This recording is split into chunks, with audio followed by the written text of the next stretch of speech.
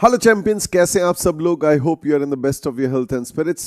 सो guys, अभी हम लोग डिस्कस करने जा रहे हैं आपका ओवरहेड्स का चैप्टर। गाइस, ओवरहेड्स का चैप्टर एग्जाम के लिए बहुत ज्यादा इंपॉर्टेंट है। ओवरहेड्स को कैसे डिफाइन किया जाता है? What is meant by overheads? Overheads are the cost over and above the normal heads, या आप ऐसे कह सकते हैं it is the aggregate of indirect material, indirect labour and indirect expenses. Actually क्या है, डायरेक्ट कॉस्ट वो कॉस्ट होती है जो कि conveniently, easily, directly, indisputably, in an economically feasible manner identify हो जाती है with the cost object in you know आपको जो भी जिस भी चीज की भी कॉस्ट निकालनी है, डायरेक्ट कॉस्ट तो डायरेक्टली कन्वीनियंटली आसानी से उसमें जो है आइडेंटिफाई हो जाती है, लेकिन इनडायरेक्ट कॉस्ट कन्वीनियंटली आइडेंटिफाई नहीं हो पाती। अब जैसे एक ही फैक्ट्री में एक से ज्यादा प्रोडक्ट्स बन रहे हैं, लेट्स से एक ही फैक्ट्री में हम लोग शर्ट भी बना रहे हैं, शॉर्ट्स भी बना रहे हैं, स्कर्ट्स भी बना रहे हैं, कोट्स भी बना रहे हैं, पैंट्स भी बना रहे हैं। अब इन सब प्रोडक्ट्स में हम लोगों ने जो है फैक्ट्री का rent, rates and taxes, depreciation of machine अगर आइडेंटिफाई करना है तो आइडेंटिफाइबल नहीं है। Supervisor salary, watchman salary, sweeper salary identifiable नहीं है। तो उस हिसाब से हम लोग इन खर्चों को कैसे बांटते हैं, कैसे एब्जॉर्ब करते हैं, कैसे रिकवर करते हैं, वो इस चैप्टर में हम लोग पढ़ते हैं। आइए डिस्कशन शुरू करें। सो गाइज, ओवरहेड्स को हम लोग कैसे कहते हैं? ओवरहेड्स बेसिकली इनडायरेक्ट कॉस्ट है। इनडायरेक्ट कॉस्ट वो कॉस्ट जो कि conveniently, easily, directly, indisputably, in an economically feasible manner identify नहीं हो पाती विद द कॉस्ट ऑब्जेक्ट। तो इंडिविजुअल यूनिट्स प्रोड्यूस, अब जैसे फॉर एग्जांपल मैन्युफैक्चरर्स के पर्सपेक्टिव से कॉस्ट ऑब्जेक्ट जो है, हम किसकी कॉस्ट निकाल रहे हैं? एक यूनिट प्रोड्यूस की अगर कॉस्ट निकाल के जानना चाहते हैं, तो अगर उसके पर्सपेक्टिव से देखते हैं, तो वहां जो चीज इंडिविजुअल यूनिट प्रोड्यूस पे आइडेंटिफाई नहीं होती, वो इनडायरेक्ट कॉस्ट होती है। तो ओवरहेड्स को कैसे डिफाइन किया जाता है? ओवरहेड्स को ऐसे डिफाइन किया जा सकता है, are the operating cost of business organization which can not be traced. Can not be traced means directly easily identify नहीं हो पा रहा है with the particular output, job, contract, whatever is the cost object. तो overheads की term कैसे निकली है? It is the cost over and above the normal heads या over and above the direct cost, particular unit of output जो identify नहीं हो पाती। तो हम लोग क्या कह रहे हैं? वंस अगेन, ओवरहेड्स को सीएमए लंदन कहती है it is the aggregate of indirect material, indirect labour, indirect expenses. अब ओवरहेड्स को हम लोग क्लासिफाई कैसे कैसे कर सकते हैं? चार क्लासिफिकेशन अभी पढ़ रहे हैं। पहला नंबर, पहली क्लासिफिकेशन एलिमेंट्स के बेसिस पे, दैट इज टू से material, indirect labour, indirect expenses. दूसरा नंबर, फंक्शंस के बेसिस पे, दैट इज टू से हमारी फैक्ट्री, मैन्युफैक्चरिंग, प्रोडक्शन फंक्शन, ठीक है जी, वर्क्स फंक्शन, ये पहला हो गया। फिर ऑफिस एडमिनिस्ट्रेशन दूसरा फंक्शन, सेलिंग एंड डिस्ट्रीब्यूशन तीसरा फंक्शन, फिर उसके बाद क्वालिटी कंट्रोल चौथा फंक्शन, रिसर्च एंड डेवलपमेंट पांचवा फंक्शन, बिहेवियर के पॉइंट ऑफ व्यू से fix, variable, semi variable, step, और last but not the least is controllability के पॉइंट ऑफ व्यू से कंट्रोलेबल एंड अनकंट्रोलेबल। तो indirect material, indirect labour, indirect expenses, factory works, production, manufacturing जो भी कह दो, फिर office administration, selling and distribution, research and development, quality control, फिर behaviour के पॉइंट ऑफ व्यू से फिक्स, वेरिएबल, सेमी वेरिएबल और स्टेप एज द केस में भी, और फिर कंट्रोलेबिलिटी के पॉइंट ऑफ व्यू से कंट्रोलेबल एंड अनकंट्रोलेबल। जल्दी से अभी इसी चीज को हम लोग देखते हैं आपकी पॉकेट बुक में। Here we go. So guys, overheads का चैप्टर देखो भाई, ultimately over and above the normal head, over the head the जो कॉस्ट खर्च हो रही है ओवरहेड्स। तो ओवरहेड्स का हम लोगों ने एब्जॉर्प्शन कॉस्टिंग मेथड हम लोगों ने सीखना है। बेसिकली ओवरहेड्स को एब्जॉर्ब करना है या रिकवर करना है अपने आउटपुट से। तो एलिमेंट्स के पॉइंट ऑफ व्यू से अगर हम बांटते हैं, तो इंडायरेक्ट मटेरियल, ये पेज नंबर 39 पे आ गए, indirect material, indirect labour, indirect expenses. फिर फंक्शन के पॉइंट ऑफ व्यू से प्रोडक्शन वर्क्स, मैन्युफैक्चरिंग या factory overheads, office administration, selling and distribution, research and development, quality control. फिर उसके बाद जो है कंट्रोलेबिलिटी के पॉइंट ऑफ व्यू से कंट्रोलेबल या डिस्क्रिशनरी, नॉन कंट्रोलेबल या नॉन डिस्क्रिशनरी। फिर नेचर या कॉस्ट बिहेवियर के पॉइंट ऑफ व्यू से फिक्स, वेरिएबल, सेमी वेरिएबल और स्टेप ओवरहेड्स हम लोग ऐसे क्लासिफाई कर सकते हैं। अब बढ़ते हैं आगे, next. So guys, let's talk about classification of overheads on the basis of nature या एलिमेंट्स। हम लोग कहते हैं नेचर या एलिमेंट्स के पॉइंट ऑफ व्यू से अगर क्लासिफाई करना है, तो indirect material, indirect labour, indirect expenses, ऐसे आप क्लासिफाई कर सकते हो। अब इंडायरेक्ट मटेरियल कॉस्ट कौन सी होती है? इंडायरेक्ट मटेरियल कॉस्ट वो कॉस्ट है जो कि आप फिनिश आउटपुट, जैसे आपका टी शर्ट प्रोड्यूस कर रहे हैं हम लोग, लेट्स से एक फैक्ट्री में हम लोग, टी शर्ट्स हमारा फिनिश आउटपुट है, तो जो कन्वीनियंटली वहां आइडेंटिफाई नहीं हो पाता, ठीक है। जैसे फॉर एग्जांपल मशीन ऑयल जो यूज हो रहा है मटेरियल, फिजिकल इनपुट है, लेकिन कन्वीनियंटली एक टी शर्ट पे नहीं आइडेंटिफाई कर सकते आप। लेट्स से उसी मशीन ऑयल को लगाने के बाद फिर हम पहले टी शर्ट भी बनाते हैं, फिर शर्ट भी बनाते हैं, फिर उसके बाद जो है इस केस में भी स्कर्ट्स, शॉर्ट्स, ठीक है जी, कोट्स एटसेट्रा, तो हम लोग कन्वीनियंटली आइडेंटिफाई नहीं कर पाते कि एक टी शर्ट, एक शर्ट, एक शॉर्ट्स, एक कोट पे कितना जो है मशीन ऑयल। इसी तरीके से स्टेशनरी, भाई स्टेशनरी हम लोग नहीं आइडेंटिफाई कर पा रहे। अब जो भी हम मार्किंग वगैरह कर रहे हैं भैया, chalk walk etcetera, whatever is the stationery, pen pencil, हम नहीं आइडेंटिफाई कर पा रहे एक यूनिट पे कितना। तो if you can not identify, that is indirect material. Indirect material कई बार क्या होता है, कोई ऐसी डायरेक्ट मटेरियल की कॉस्ट होती है, जैसे फॉर एग्जांपल हम सॉल्ट एंड पेपर डालते हैं किसी भी खाने की चीज में। अब भाई हम लोग एक किचन में 100 खाने की चीजें बना रहे हैं, हम सॉल्ट एंड पेपर तो भाई खरीदा तो किलो के भाव था, लेकिन चुटकी के हिसाब से डालते रहे और कन्वीनियंटली आइडेंटिफाई नहीं कर पाते यार, हम इसका रिकॉर्ड नहीं रखते। तो उस केस में हम लोग जो है, चाहे वो डायरेक्ट की नेचर का है, बट स्टिल हम उसको इनडायरेक्ट में ले लेते हैं, क्योंकि उसकी कॉस्ट बहुत छोटी सी है। अगर बहुत बड़ी कॉस्ट होती तो हम उसको बिल्कुल मेजर करके डालते हैं। इसी तरीके से अगर ग्लू एटसेट्रा हम लोग डालते हैं, अगर ग्लू डालते हैं या नेल्स डालते हैं इन फर्नीचर मेकिंग, तो वो भी जो है यार, ग्लू हम लोग खरीद रहे हैं लीटर के या किलो के भाव से, इस तरीके से नेल्स भी खरीद रहे हैं किलो के भाव से, लेकिन पीसेस यहाँ पर जो है ठा ठा ठा ठा कुछ जो है हम लोग डाल रहे हैं, या ग्लू के जो है ब्रशेस जो है थोड़े से लगा रहे हैं और एक फर्नीचर के पीस में, और हम नहीं आइडेंटिफाई कर पा रहे कि भैया हम बहुत सारे फर्नीचर एक साथ बना रहे हैं, तो कन्वीनियंटली आइडेंटिफाई नहीं कर पाते और उसकी कॉस्ट बहुत सब्सटैंशियल नहीं है, तो हम उसको जो है इनडायरेक्ट नेचर में या ओवरहेड्स के साथ जो है मर्ज कर लेते हैं। अब बढ़ते हैं आगे। फिर जैसे अब हम इनडायरेक्ट मटेरियल के एग्जांपल लें तो ब्रूम्स हैं, झाड़ू हैं वो, या फिर क्लीनिंग मटेरियल्स हैं, वो भी इनडायरेक्ट मटेरियल का एग्जांपल है। Salt and paper used in preparing, कोई भी खाने की आइटम, ये जो है हम लोगों ने आइडेंटिफाई नहीं कर पा रहे हैं कन्वीनियंटली, तो उसको हम लोग जो है इस तरीके से इनडायरेक्ट मटेरियल लेते हैं। Lubricants and oil, machine oil etcetera, indirect material. Then इस तरीके से हम लोग वेल्डिंग इलेक्ट्रोड्स, वेल्डिंग करते हैं, उसके जो इलेक्ट्रोड्स लगते हैं वो आइडेंटिफाई नहीं कर पाते। रिवेट्स एंड बैग्स अगर हम लोग लगाते हैं, ठीक है, नेल्स हम लोगों ने देख लिया, यूज इन वुडन फर्नीचर, ये हम नहीं आइडेंटिफाई कर पा रहे हैं। अब बढ़ते हैं आगे। इनडायरेक्ट लेबर, वो ह्यूमन रिसोर्स जो कि हम लोग कन्वीनियंटली आइडेंटिफाई नहीं कर पाते कॉस्ट ऑब्जेक्ट में या आउटपुट में। Sweepers, maintenance, watchman, store keeper, director, salesman, office clerical staff, accounts, personal department, इनके हम लोग आइडेंटिफाई नहीं कर पाते। एक यूनिट प्रोड्यूस में कितनी स्वीपर सैलरी, कितनी सुपरवाइजर सैलरी, मेंटेनेंस स्टाफ, एक यूनिट प्रोड्यूस में, एक टी शर्ट प्रोड्यूस में, watchman salary, sweeper salary, store keeper salary, director, salesman, office administration, account, personal या एचआर डिपार्टमेंट, हम नहीं आइडेंटिफाई कर पा रही। ये सारी की सारी हमारी इनडायरेक्ट एम्प्लॉय कॉस्ट या इनडायरेक्ट लेबर कॉस्ट में आएगी। इनडायरेक्ट एक्सपेंसेस, एक्सपेंसेस को हम लोग कहते हैं रेजिडुअल कैटेगरी, वो खर्चे जो मटेरियल नहीं है, जो लेबर नहीं है, वो एक्सपेंसेस है। जैसे फॉर एग्जांपल अब इनडायरेक्ट एक्सपेंसेस क्या हो गए, जो कन्वीनियंटली नहीं आइडेंटिफाई हो पा रहे कॉस्ट ऑब्जेक्ट पे। अब जैसे हमने कहा रेंट, रेट्स एंड टैक्सेस, हम नहीं आइडेंटिफाई, ना ये मटेरियल है ना ये लेबर है, एक्सपेंस है, लेकिन आप नहीं आइडेंटिफाई कर पा रहे कि भाई factory rent, rates and taxes कितना है एक यूनिट प्रोड्यूस में। कैरेज आउटवर्ड, जो सामान हम लोग बाहर लेके जा रहे हैं, वो हम नहीं आइडेंटिफाई कर पा रहे। इस तरीके से insurance, depreciation of factory plant machinery की, ऑफिस असेस का डेप्रिसिएशन, रिपेयर्स एंड मेंटेनेंस, पार या मोटे पार जैसा भी कह दो, lighting, heating, repairing, telephone expense, ये सारे के सारे आप नहीं आइडेंटिफाई कर पा रहे, तो ये सारे के सारे जो है इनडायरेक्ट एक्सपेंसेस के एग्जांपल हैं एज द केस में। अब बढ़ते हैं आगे। फिर गाइस ओवरहेड्स को हम लोग और क्लासिफाई कर सकते हैं फंक्शंस के पॉइंट ऑफ व्यू से।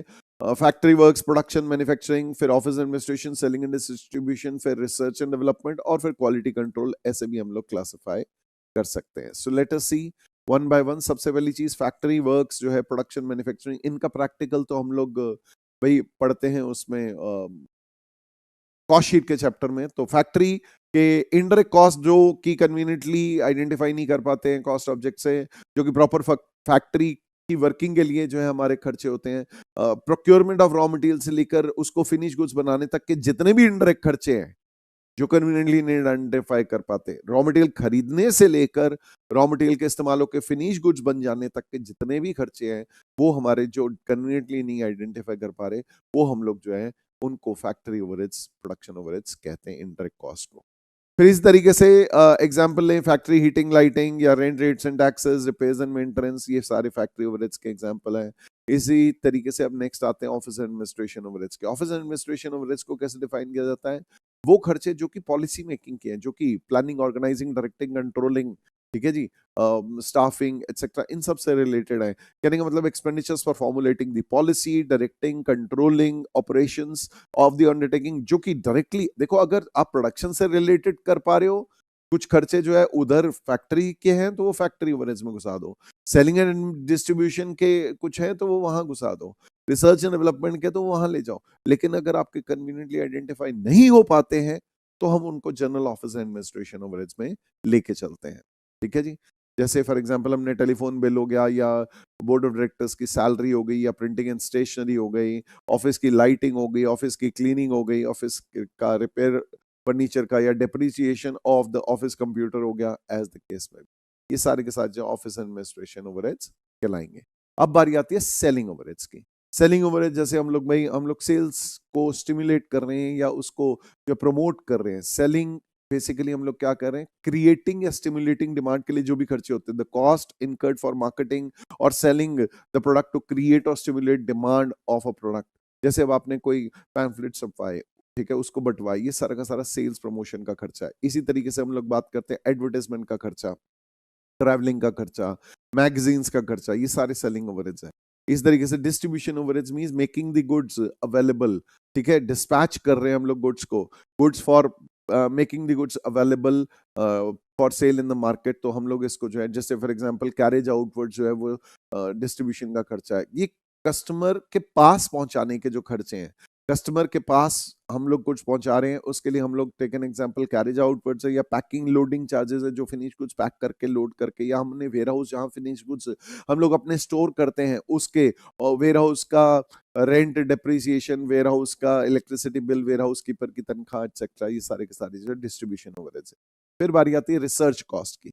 तो रिसर्च कॉस्ट सबसे पहले देखते हैं, रिसर्च कॉस्ट के बाद डेवलपमेंट कॉस्ट भी देखेंगे। रिसर्च किसे कहा जाता है, ओरिजिनल प्लान्ड इन्वेस्टिगेशन। हमें कोई भी चीज ओरिजिनली हम लोग कुछ प्लान कर रहे हैं, अभी कुछ कंक्लूसिव रिजल्ट नहीं आए हैं, gaining new scientific knowledge, technical knowledge, as the case में भी searching new improved products, new materials, new processes, चाहे आप एडमिनिस्ट्रेशन प्रोसेस को या आप अपने जो है कुछ अकाउंटिंग को सुधारना चाह रहे हो, उसकी रिसर्च कर रहे हो, अच्छा यार हम और कैसे अच्छे तरीके से कर सकते हैं, या फिर इसी तरीके से जनरल रिसर्च, मार्केट रिसर्च, ये सारे के सारे जो है गाइस हमारी रिसर्च कॉस्ट होती है। फिर उसके बाद डिस्ट्रीब्यूशन कॉस्ट कहते हैं, डेवलपमेंट कॉस्ट कहते हैं। डेवलपमेंट कॉस्ट मींस अब हम लोग क्या कर दिया, हमने रिसर्च हो गई, अब डेवलप करते हैं। Once the research ends then development begins. Once the research के पॉजिटिव रिजल्ट आते हैं तो उन रिसर्च फाइंडिंग्स के पॉजिटिव रिजल्ट्स को हम रिपीटेबल करने के लिए हम लोग जो उसको उसके ऊपर हम लोग डेवलपमेंट का खर्चा करते हैं। तो हम लोग कहते हैं the cost of application of research findings and other, जो भी हमने कुछ रिसर्च फाइंडिंग्स की, चाहे प्रोडक्शन से रिलेटेड न्यू मटेरियल्स हम लोगों ने आइडेंटिफाई किए हैं। टेक एन एग्जांपल, भाई चमड़े से नहीं, हम लोग जो है किसी की चमड़ी उधेड़ के नहीं, हम लोग जो है मस्किन, मशरूम की स्किन से जो है हम लोग शूज बनाएंगे एंड जैकेट्स बनाएंगे, वट। तो devices, products, processes, system, services before start of commercial production, आप जो डेवलपमेंट करते हो, दैट इज रिसर्च फाइंडिंग को आप जो है उसको अप्लाई करते हो, एप्लीकेशन ऑफ रिसर्च फाइंडिंग करते हो, दैट इज कॉल्ड डेवलपमेंट। फिर बारी आती है guys quality control cost. Basically क्या है यार, देखो कस्टमर की कोई रिक्वायरमेंट होगी या हमारे अपने कुछ क्वालिटी स्टैंडर्ड्स होंगे, तो हमारे जो भी रिसोर्सेज कंज्यूम होते हैं, हमारे क्वालिटी कंट्रोल इंस्पेक्टर्स की सैलरी, हमारा क्वालिटी कंट्रोल से रिलेटेड इक्विपमेंट का डेप्रिसिएशन, हमारे जो भी रिसोर्सेज कंज्यूम होते हैं towards quality control procedure. Quality control procedure क्या है, सेट ऑफ प्रोसीजर जो कि एक्सक्लूसिवली डिजाइन करते हैं किस चीज के लिए, हम लोग कोई भी चीज जो प्रोडक्ट कर रहे हैं, मैन्युफैक्चर कर रहे हैं, सर्विसेज जो रेंडर कर रहे हैं, एज द केस में भी हम लोग ये जानना चाह रहे हैं कि क्वालिटी अच्छी है या नहीं है, कस्टमर की या क्लाइंट की नीड्स को मीट कर पा रहे हैं या नहीं, वो हमारे क्वालिटी कंट्रोल कॉस्ट कहलाती है। तो overheads on the basis of behaviour, volume, activity, output, variability, अगर हम क्लासिफाई करते हैं तो ये 4 क्लासिफिकेशन होती है, फिक्स, वेरिएबल, सेमी वेरिएबल और स्टेप। सेमी वेरिएबल को आप सेमी फिक्स भी कह सकते हो।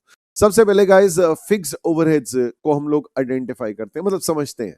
देखो भाई, बिल्डिंग का रेंट है, या फिर टेक एन एग्जांपल ऑडिटर्स की फीस है, भैया फिक्स जानी है, इसका कोई लेना देना नहीं, हमारा आउटपुट कम हो या ज्यादा हो उससे कोई फर्क नहीं पड़ता है। तो फिक्स ओवरहेड्स कौन से हैं, दोस कॉस्ट जो कि इस पीरियड की कॉस्ट है, जो कि होनी होनी है, if हमारा आउटपुट बढ़े या घटे, ठीक है जी, they do not tend to increase और decrease with the change in level of output या लेवल ऑफ एक्टिविटी। तो फिक्स ओवरेज जो है hence per unit conveniently identify नहीं होता।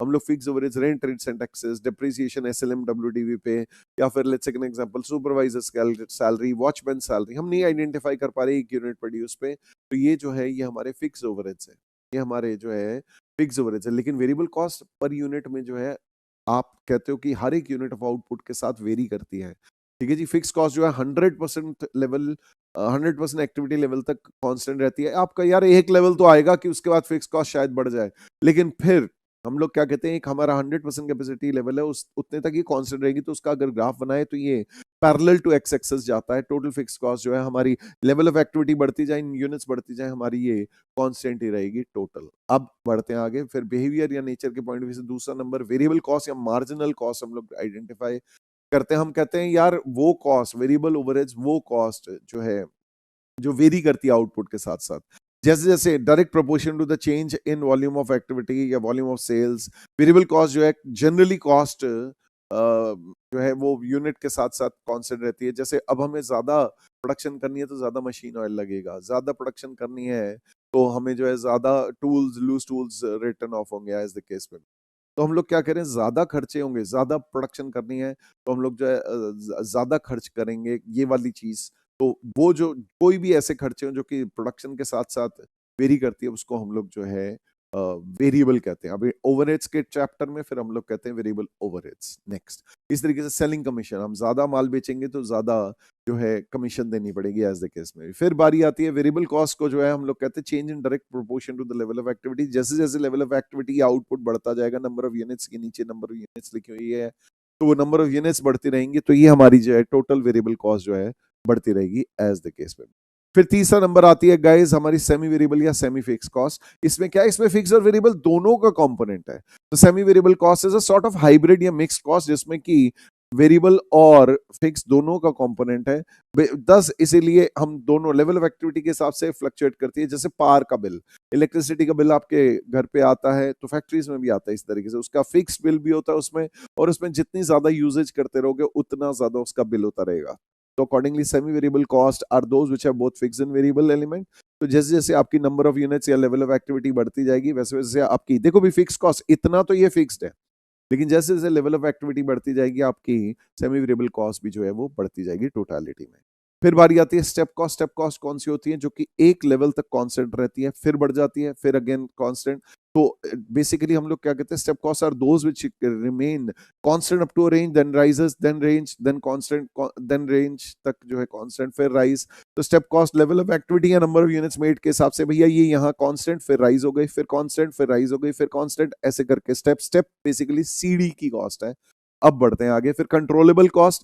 तो कॉस्ट को कंट्रोलेबिलिटी और अनकंट्रोलेबल, जैसे वो कंट्रोलेबल है, ये जो है उसको कंट्रोल कर रहे हैं, ये अनकंट्रोलेबल है। तो कंट्रोलेबिलिटी के पॉइंट ऑफ व्यू से हम लोग कंट्रोलेबल और अनकंट्रोलेबल कॉस्ट कह पाते हैं। कंट्रोलेबिलिटी के पॉइंट ऑफ व्यू से अगर हम बांटे तो सबसे पहले कंट्रोलेबल कॉस्ट, भाई देखो आपने जो भी ये कुछ कंज्यूमेबल स्टोर्स लेने हैं या व्हाटएवर, लाइट वाइट जलानी है, तो ये आपके हाथ में है। तो cost which can be controlled by the implementation of appropriate of managerial influence या प्रॉपर पॉलिसीज, आपके हाथ में, आपके कंट्रोल में है। These cost, variable overhead generally जो है कंट्रोलेबल होते हैं, ठीक है जी। वेरिएबल ओवरहेड जनरली कंट्रोलेबल होते हैं, लेकिन फिक्स ओवरहेड जो है जनरली कंट्रोलेबल नहीं होते। तो हम लोग कहते हैं भैया, जैसे फॉर एग्जांपल इस जगह का किराया यार हम लोग नहीं कंट्रोल कर सकते, तो जाना ही जाना है। So the cost which can not be controlled by the management even after implementation of appropriate managerial influence, proper policies, ये होती है हमारी अनकंट्रोलेबल कॉस्ट। अब बढ़ते हैं आगे। So okay guys, now comes ये पॉकेट बुक का page number 41, collection of overheads. अगर आपने कलेक्शन करना है डेटा इनडायरेक्ट मटेरियल का, तो कहां से कर सकते हो, स्टोर्स एक्विजिशन से, परचेज ऑर्डर से, इनवॉइसेस से, एज द केस में भी। क्लासिफिकेशन ऑफ ओवरहेड्स जो है, अब अगर आप देखोगे नेचर के बेसिस पे, तो कंज्यूमेबल, लुब्रिकेंट्स, ये उसके एग्जांपल्स हैं इनडायरेक्ट मटेरियल के। फिर आपको इनडायरेक्ट लेबर का अगर डेटा इकट्ठा करना है तो पेरोल शीट्स, टाइम शीट्स, इनसे कर सकते हैं। इनका जो है ये वाली classification on the basis of nature, ये wages, salaries, contribution to statutory benefits, bonus, incentives, idle time, ये सारे आ जाएंगे। इस तरीके से कैश बुक से आप इकट्ठा कर सकते हैं indirect material, indirect labour, indirect expenses, ये सारी तरह की cost, all types of cost है। फिर indirect material, indirect labour, indirect expenses, even registers, records, कोई आपके टेक एन एग्जांपल, आप डेप्रिसिएशन का प्रोविजन बना रहे हैं तो, या वेस्टेज हो रही है, उसका जो है आप रिकॉर्ड्स मेंटेन करके चल सकते हैं। अब बढ़ते हैं आगे। नाउ नेक्स्ट कॉन्सेप्ट, गाइस एक चीज होती है जिसे हम लोग कहते हैं एलोकेशन या apportionment of overheads. Let's see allocation या अपोर्शनमेंट ऑफ ओवरहेड्स। तो गाइस सबसे पहली चीज एलोकेशन या असाइनमेंट ऑफ ओवरहेड्स को कैसे डिफाइन किया जाता है? जब entire amount of a cost एक पर्टिकुलर जो है डिपार्टमेंट पे कन्वीनियंटली, डिपार्टमेंट पे तो आइडेंटिफाई हो रहा है लेकिन आउटपुट प्रोड्यूस पे या यूनिट्स प्रोड्यूस पे आइडेंटिफाई नहीं हो पा रहा, तो डिपार्टमेंट के लिए तो वो डायरेक्टली कन्वीनियंटली असाइन हो रहा है या आइडेंटिफाई हो रहा है, लेकिन आउटपुट यूनिट प्रोड्यूस पे वो ओवरहेड है।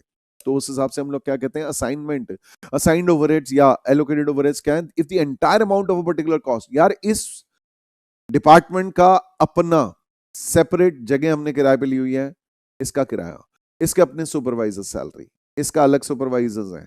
तो if the entire amount of a particular cost is caused by a particular department, then the entire amount of the cost will be assigned, allocated, allotted to that particular department only. Example लेते हैं, take an example, हमने अलग अलग department जो है उनके अलग अलग सुपरवाइजर रखे हुए हैं, तो उनके अपने अपने सुपरवाइजर सैलरी उसी पर्टिकुलर डिपार्टमेंट पे चार्ज करेंगे। इस तरीके से उनका अपना सेपरेट पावर मीटर है, उनके अपनी सेपरेट प्रीमाइसेस हमने किराए पे ले रखी है, तो उनका अपना किराया, उनका अपना इलेक्ट्रिसिटी का बिल आप उसी पर्टिकुलर डिपार्टमेंट पे चार्ज करोगे। आउटपुट पे आइडेंटिफाइबल नहीं है लेकिन डिपार्टमेंट पे असाइन या एलोकेटेड आसानी से हो रहा है। सो इफ सेपरेट इलेक्ट्रिसिटी या power meter has been installed for a particular department and the entire power cost या power bill will be charge to that department. If separate space is hired for a particular department and the entire amount of space जितना है उसका rent जो है उसी particular department पे charge होगा। फिर बारी आती है अपोर्शनमेंट ऑफ ओवरहेड्स।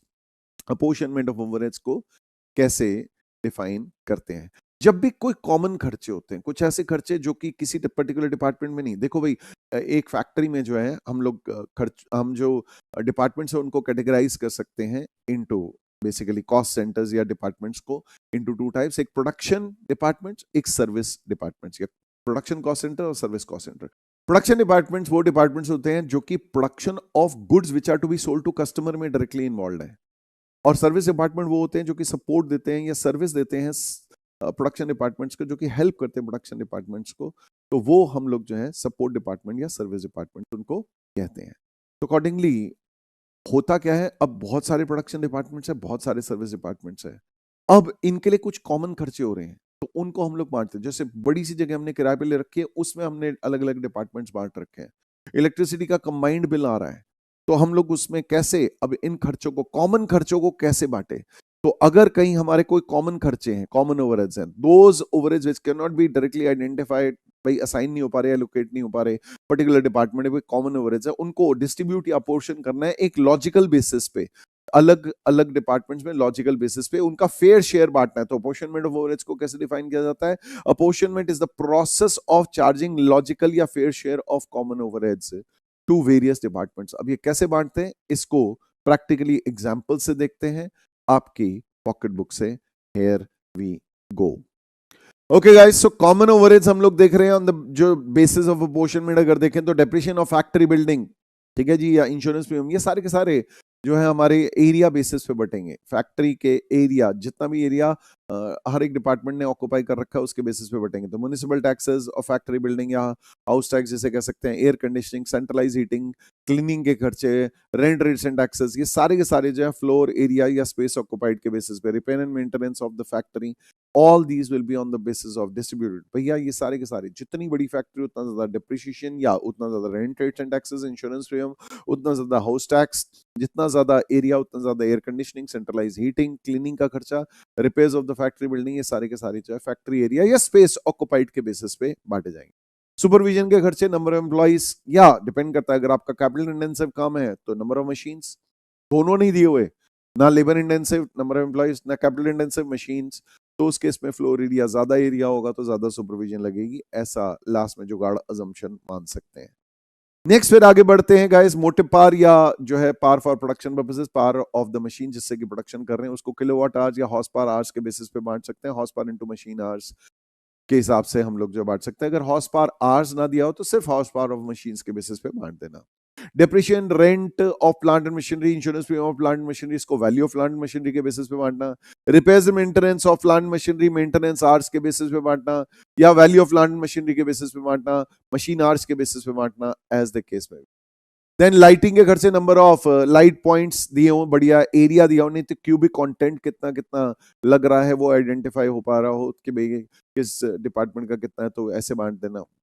इस तरीके से टाइम कीपिंग के खर्चे, कैंटीन के खर्चे, एम्प्लॉय वेलफेयर के खर्चे, देन पर्सनल या एचआर डिपार्टमेंट के खर्चे, ये सारे के सारे खर्चे जो है नंबर ऑफ एम्प्लॉयज के बेसिस पे बांटने हैं। फिर इसी तरीके से बारी आती है employers contribution to provident fund, pension fund, gratuity fund, ESI, employ state insurance, तो इनको भी जो है हम लोग तनख्वाह के बेसिस पे, वेज बिल के बेसिस पे बांटेंगे। इंफॉर्मेशन टेक्नोलॉजी के खर्चे, आईटी आज या इंफॉर्मेशन टेक्नोलॉजी के डिपार्टमेंट के जितने घंटे लग रहे हैं उसके बेसिस पे। फिर इसी तरीके से हमारी इंस्पेक्शन के खर्चे, इंस्पेक्शन आवर्स के बेसिस पे बांट देंगे।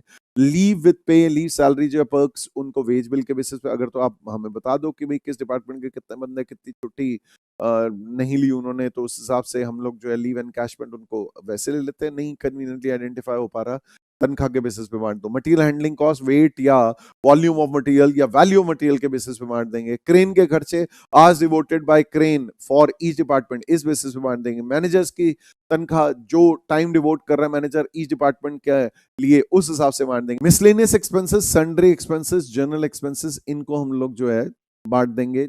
जिस बेसिस पे अगर हमें सवाल में दिया हो तो उस बेसिस पे बांट देंगे, नहीं तो जनरली क्या होता है, देखो जनरल ओवरहेड्स, जनरल एक्सपेंसेस होते हैं जनरल एडमिनिस्ट्रेशन से रिलेटेड। एडमिनिस्ट्रेशन कर किसके रहे हैं, फैक्ट्री में भैया जो काम करते हैं, काम कौन करते हैं, वर्कर्स, तो वर्कर्स की तनख्वाह के बेसिस पे बांट सकते हैं। या अगर कैपिटल इंटेंसिव काम हो रहा है तो उस केस में मशीन आवर्स के बेसिस पे बांट सकते हैं। लेबर इंटेंसिव हो रहा है तो या तो तनख्वाह या लेबर आवर्स के बेसिस पे बांट सकते हैं। तो जो आपके miscellaneous expenses, sundry expenses, general expenses हैं, ये दिया हुआ है कोई बेसिस तो बढ़िया है, नहीं दिया हुआ है तो फर्स्ट चॉइस डायरेक्ट वेजेस। नहीं तो अगर आपका कैपिटल इंटेंसिव है तो मशीन आवर्स, लेबर इंटेंसिव है तो लेबर आवर्स। फिर इनडायरेक्ट मटेरियल कॉस्ट को, डायरेक्ट मटेरियल, जहां डायरेक्ट मटेरियल कॉस्ट ज्यादा होगी वहां इनडायरेक्ट मटेरियल कॉस्ट ज्यादा होगी। इनडायरेक्ट लेबर कॉस्ट, जहां डायरेक्ट लेबर कॉस्ट ज्यादा होगी वहां इनडायरेक्ट लेबर कॉस्ट ज्यादा होगी, ऐसा मान लिया जाता है। इंटरनल ट्रांसपोर्ट के खर्चे, फिर आवर्स डिवोटेड, भाई कोई भी क्रेन है, कोई भी अदरवाइज कोई इंटरनल ट्रांसपोर्ट के लिए कोई व्हीकल लग रहा है, कितने घंटे उस डिपार्टमेंट ने उस डिपार्टमेंट को हमने जो है डिवोट किया है, उस बेसिस पे बांटा जा सकता है। फिर पावर या स्टीम कंजम्पशन कितना जो है टेक्निकल एस्टिमेट लग रहा है, उसके बेसिस पे बांट दिया जाता है। अब बढ़ते हैं आगे। नेक्स्ट गाइस, ये normal idle time of machine, ये वाला फंडामेंटल अभी हम लोग पढ़ेंगे मशीन आर रेट के टाइम पे। अभी इसको फॉर द टाइमिंग इसको स्किप करते हैं। नाउ अब हम लोग डिस्कस करते हैं एलोकेशन और अपोर्शनमेंट का डिफरेंस। ओके गाइस, एलोकेशन और अपोर्शनमेंट का डिफरेंस थियोरेटिकली पता होना चाहिए। एलोकेशन को हम लोग कैसे कहते हैं यार, एलोकेशन अगर आप entire amount of a cost particularly किसी कॉस्ट सेंटर किसी डिपार्टमेंट पे बांट देते हो, ठीक है जी, डायरेक्टली आप जो है डिपार्टमेंट से लिंक कर पा रहे हो लेकिन कॉस्ट यूनिट या आउटपुट से नहीं लिंक कर पा रहे, तो हम लोग जो है उसको एलोकेशन कह देते हैं। अपोर्शनमेंट हम कहते हैं अगर हमारे कॉमन कॉस्ट है जो कि डायरेक्टली एलोकेट नहीं हो पा रही है हमारे कॉस्ट सेंटर पे, ठीक है जी, अपोर्शन करते हैं हम लोग, उसको डिस्ट्रीब्यूट करते हैं on some suitable basis, ratio of benefits के बेसिस पे, तो ये हमारी अपोर्शनमेंट होती है। इस तरीके से फिर allocation, allotment of whole amount of the cost, जो है अगर हम लोग पूरा पूरा कॉस्ट यहाँ पर बांट देते हैं, यहाँ पर उसका एक फेयर शेयर, उसका एक लॉजिकल शेयर कॉस्ट सेंटर पे बांटेंगे, फिर उसके बाद यूनिट्स में एब्जॉर्ब करेंगे।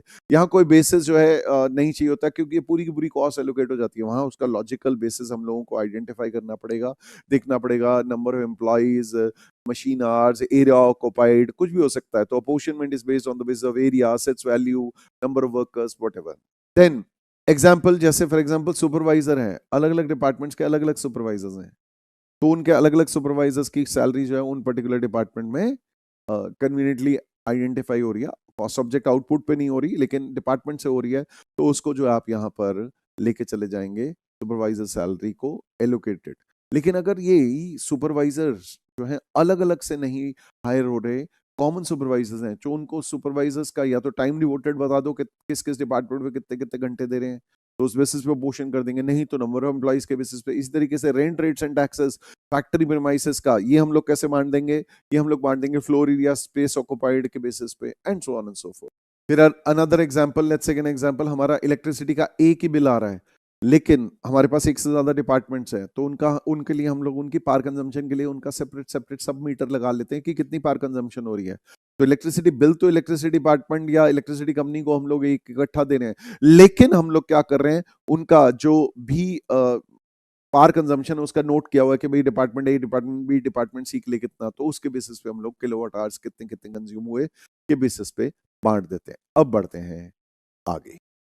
Guys now back to your pocket book. तो ओवर इज देखिए, पॉकेट बुक में मैंने प्योर थ्योरी नहीं दी हुई, प्रैक्टिकल बेस्ड थ्योरी दी हुई है। That is very very important. Pocket book is last day आपको पॉकेट बुक पे फोकस करना है। तो ओवरेज डिस्ट्रीब्यूशन शीट की अगर बात करते हैं तो ओवरेज डिस्ट्रीब्यूशन शीट कैसे बनाई जाती है, जैसे आपके जितने भी डिपार्टमेंट्स है, प्रोडक्शन डिपार्टमेंट, सबके अलग अलग कॉलम्स बना लो, सर्विस डिपार्टमेंट्स के अलग अलग कॉलम बना लो, एक पर्टिकुलर्स का कॉलम और एक बेसिस ऑफ अपोर्शनमेंट का। प्राइमरी डिस्ट्रीब्यूशन में हम लोग तीन चीजें करते हैं। तो डायरेक्ट कॉस्ट सिर्फ और सिर्फ सर्विस डिपार्टमेंट्स की यहां पर ले लेंगे, डायरेक्ट कॉस्ट नहीं आती ओवरेज डिस्ट्रीब्यूशन शीट में अगर प्रोडक्शन डिपार्टमेंट्स की है तो, लेकिन सर्विस डिपार्टमेंट्स की direct cost ultimately production departments के लिए तो ओवरहेड्स ही है। तो direct cost only, step one primary distribution का, direct cost only of service departments जो है आपने पोस्ट कर देनी है।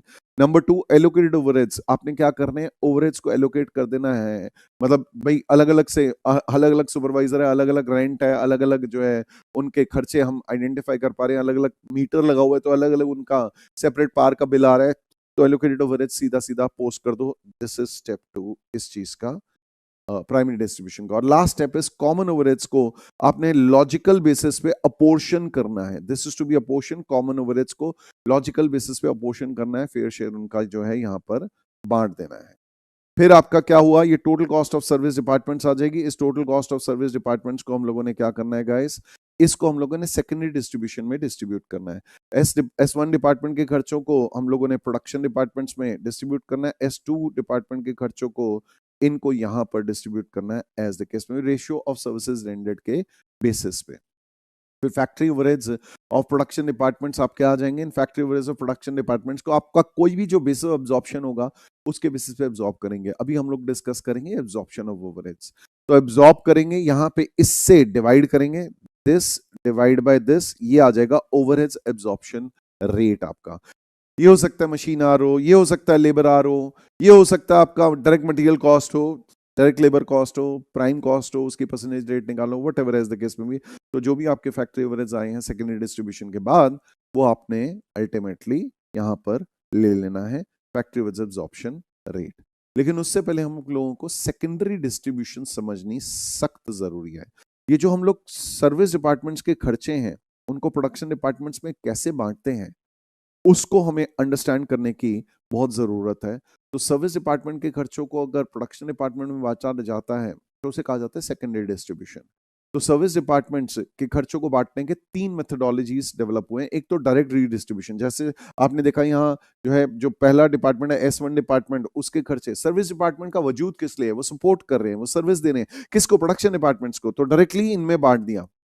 डायरेक्ट डिस्ट्रीब्यूशन या डायरेक्ट रीडिस्ट्रीब्यूशन मेथड में सर्विस डिपार्टमेंट के खर्चों को सीधा प्रोडक्शन डिपार्टमेंट्स में बांट दिया। Service department cost are directly distributed amongst the production department, totally ignoring अगर इन्होंने कोई भी सर्विसेज रेंडर की एक दूसरे को, एक सर्विस डिपार्टमेंट ने दूसरे सर्विस डिपार्टमेंट को सर्विस दी, उसको इग्नोर करते हुए, ये डायरेक्ट डिस्ट्रीब्यूशन मेथड होता है। दूसरा नंबर स्टेप डिस्ट्रीब्यूशन या लैडर मेथड या नॉन रेसिप्रोकल मेथड। इसमें क्या होता है, हम लोग क्या करते हैं, एक सर्विस डिपार्टमेंट के खर्चे को दूसरे सर्विस डिपार्टमेंट में बांटते हैं। एक सर्विस डिपार्टमेंट के खर्चों को दूसरे सर्विस डिपार्टमेंट में बांटते हैं। किस हिसाब से बांटते हैं, हम लोग जिस हिसाब से एक सर्विस डिपार्टमेंट ने अगर दूसरे सर्विस डिपार्टमेंट को सर्विस दी है लेकिन ली नहीं है, जैसे एचआर डिपार्टमेंट ने मेंटेनेंस डिपार्टमेंट के बंदों को हायर किया है, उनकी तनख्वाहें कैलकुलेट करते हैं रेगुलर बेसिस पे, तो HR department give service to maintenance department भी सर्विस डिपार्टमेंट है, एचआर डिपार्टमेंट भी सर्विस डिपार्टमेंट है। लेकिन मेंटेनेंस डिपार्टमेंट ने कोई सर्विस नहीं दी एचआर डिपार्टमेंट को, सिर्फ प्रोडक्शन डिपार्टमेंट्स को दिया। क्यों? क्योंकि मेंटेनेंस डिपार्टमेंट तो मेंटेनेंस ऑफ मशीन्स करता है, एचआर डिपार्टमेंट में कोई मशीन ही नहीं है, तो उन्होंने सीधा सीधा सर्विसेज जो है प्रोडक्शन डिपार्टमेंट्स को ही दी है। तो उस हिसाब से स्टेप डिस्ट्रीब्यूशन मेथड, इसमें क्या होता है, सर्विसेज प्रोवाइड करता है जो एक डिपार्टमेंट दूसरे डिपार्टमेंट्स को, लेकिन लेता नहीं है सर्विस दे रहे हैं एचआर डिपार्टमेंट मेंटेनेंस को लेकिन ले नहीं रहे, तो उस केस में जो है it ranks first for distribution. लेकिन लेट्स टेक एन एग्जांपल, अगर एक सर्विस डिपार्टमेंट दूसरे सर्विस डिपार्टमेंट को सर्विस देता भी है लेता भी है, let's say HR department canteen के बंदों की तनख्वाहें कैलकुलेट करता है, उनका अटेंडेंस के बेसिस पे जो है उनको तनख्वाहें कैलकुलेट करवाता है, पेरोल करवाता है, एंड साथ में एचआर डिपार्टमेंट जो है इवन उनके बंदों को ट्रेन करवाता है, एचआर जो है उनके बंदों को हायर कराता है, एज द केस में भी।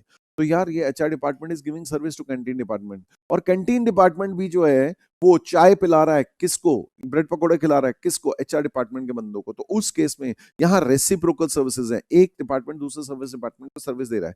तो उस केस में अगर वो हमें बोलता है कि स्टेप लैडर मेथड लगाओ तभी लगाना, नहीं तो ये reciprocal services method third method के लिए ज्यादा सही रहेगा। बट अगर वो कहता है नहीं यार लैडर मेथड लगाओ या स्टेप मेथड लगाओ, तो उस केस में हम लोग वो डिपार्टमेंट जो कि ज्यादा सर्विसेज रेंडर करता है, जिसकी ज्यादा परसेंटेज ऑफ सर्विसेज रेंडर्ड है, वो आपने डिस्ट्रीब्यूट करनी है नॉन रेसिप्रोकल बेसिस पे। लेट्स से एचआर ने ज्यादा सर्विस दी है कैंटीन को, लेकिन कैंटीन ने कम सर्विस दी है एचआर को, तो एचआर के खर्चे कैंटीन में बांटो, लेकिन कैंटीन के खर्चे वापस से मत बांटना टू एचआर डिपार्टमेंट। तो उसके बाद जो है नेक्स्ट लार्जेस्ट जो है सर्विस डिपार्टमेंट, जिसने कि दूसरे सर्विस डिपार्टमेंट को सर्विस दी है लेकिन ली कम है, उसके बेसिस पे आप बांटते रहना एज द केस में। रेसिप्रोकल सर्विसेज मेथड वैसे ही इस सिचुएशन में कि भाई एक सर्विस डिपार्टमेंट दूसरे सर्विस डिपार्टमेंट को सर्विस दे रहा है और ले भी रहा है, तो यहाँ रेसिप्रोकल सर्विसेज मेथड्स लगाएं तो ज्यादा अच्छा है। तो सर्विस डिपार्टमेंट्स अगर एक दूसरे को सर्विस देते हैं, दस दे आर म्यूचुअली डिपेंडेंट, एक दूसरे के ऊपर डिपेंडेंट है, एक सर्विस डिपार्टमेंट दूसरे सर्विस डिपार्टमेंट को सर्विस देता है और लेता भी है, तो उस केस में हम लोग क्या करते हैं, रेसिप्रोकल सर्विस मेथड्स में से कोई यूज करते हैं। एक तो आपका होता है साइमल्टेनियस इक्वेशन मेथड। इसमें क्या है, आप मैथमेटिकल इक्वेशन बना दो। Take an example, let me give an example. Let's say S1 department P1 है P2 है, S1 है S2 है। लेट्स से यहाँ पर ये 50% सर्विस दे रहा है, यहाँ पर ये 40% सर्विस दे रहा है, और S2 को let's say an example 10% service दे रहा है, और S2 जो है let's say an example 60% service, 35% service और 5% सर्विस ऐसे दे रहा है। अब क्या है, आप कहते हो लेट सर्विस डिपार्टमेंट S1 की total cost be X, let S2 department की टोटल कॉस्ट बी Y। तो उस हिसाब से हमने क्या कहना है, X इज इक्वल टू, इस तरीके से हम लोग कह सकते हैं X इज इक्वल टू इसके जो भी S1 के अपने खर्चे हैं, let's say an example S1 के अपने खर्चे हैं 2 लाख रुपए, S2 के अपने खर्चे हैं 3 लाख रुपए, तो हमने कहना है S1 के अपने खर्चे 2 लाख रुपए, ये ले लो, प्लस ये Y है, तो Y का 5% इसमें जोड़ दो, प्लस 0.05 Y, ऐसे ही इक्वेशन बना ली। इस तरीके से Y इज इक्वल टू इसके अपने खर्चे 3 लाख हैं, प्लस X या जैसा भी है X या S1 का 10% इसमें जोड़ दो, दैट इज इसके अपने खर्चे 3 लाख प्लस 0.1x, ऐसे मैथमेटिकल इक्वेशंस बना लो। अब क्या है, ये Y की वैल्यू जो है ये रिप्लेस कर दो यहां पर, तो 2 लाख प्लस 5% ऑफ Y की value that is 3 lakh into 3 lakh plus 0.1x। जैसे ही आप इसको सॉल्व करोगे तो x की वैल्यू आ जाएगी। तो यहां हम लोग क्या कर रहे हैं, साइमल्टेनियस इक्वेशन मेथड में, तो फर्स्ट द कॉस्ट ऑफ एक service department is ascertained by formulating mathematical equations considering the reciprocal service and vice versa. तो ये कॉस्ट जो है रीडिस्ट्रीब्यूट करेंगे इस बेसिस पे गिवन परसेंटेजेस पे। देन दूसरा रिपीटेड डिस्ट्रीब्यूशन, जब तक है जान, जब तक है जान, जब तक है जान। रिपीटेड डिस्ट्रीब्यूशन या कंटिन्यूअस डिस्ट्रीब्यूशन में आप बांटते रहोगे S1 के खर्चे S2 में।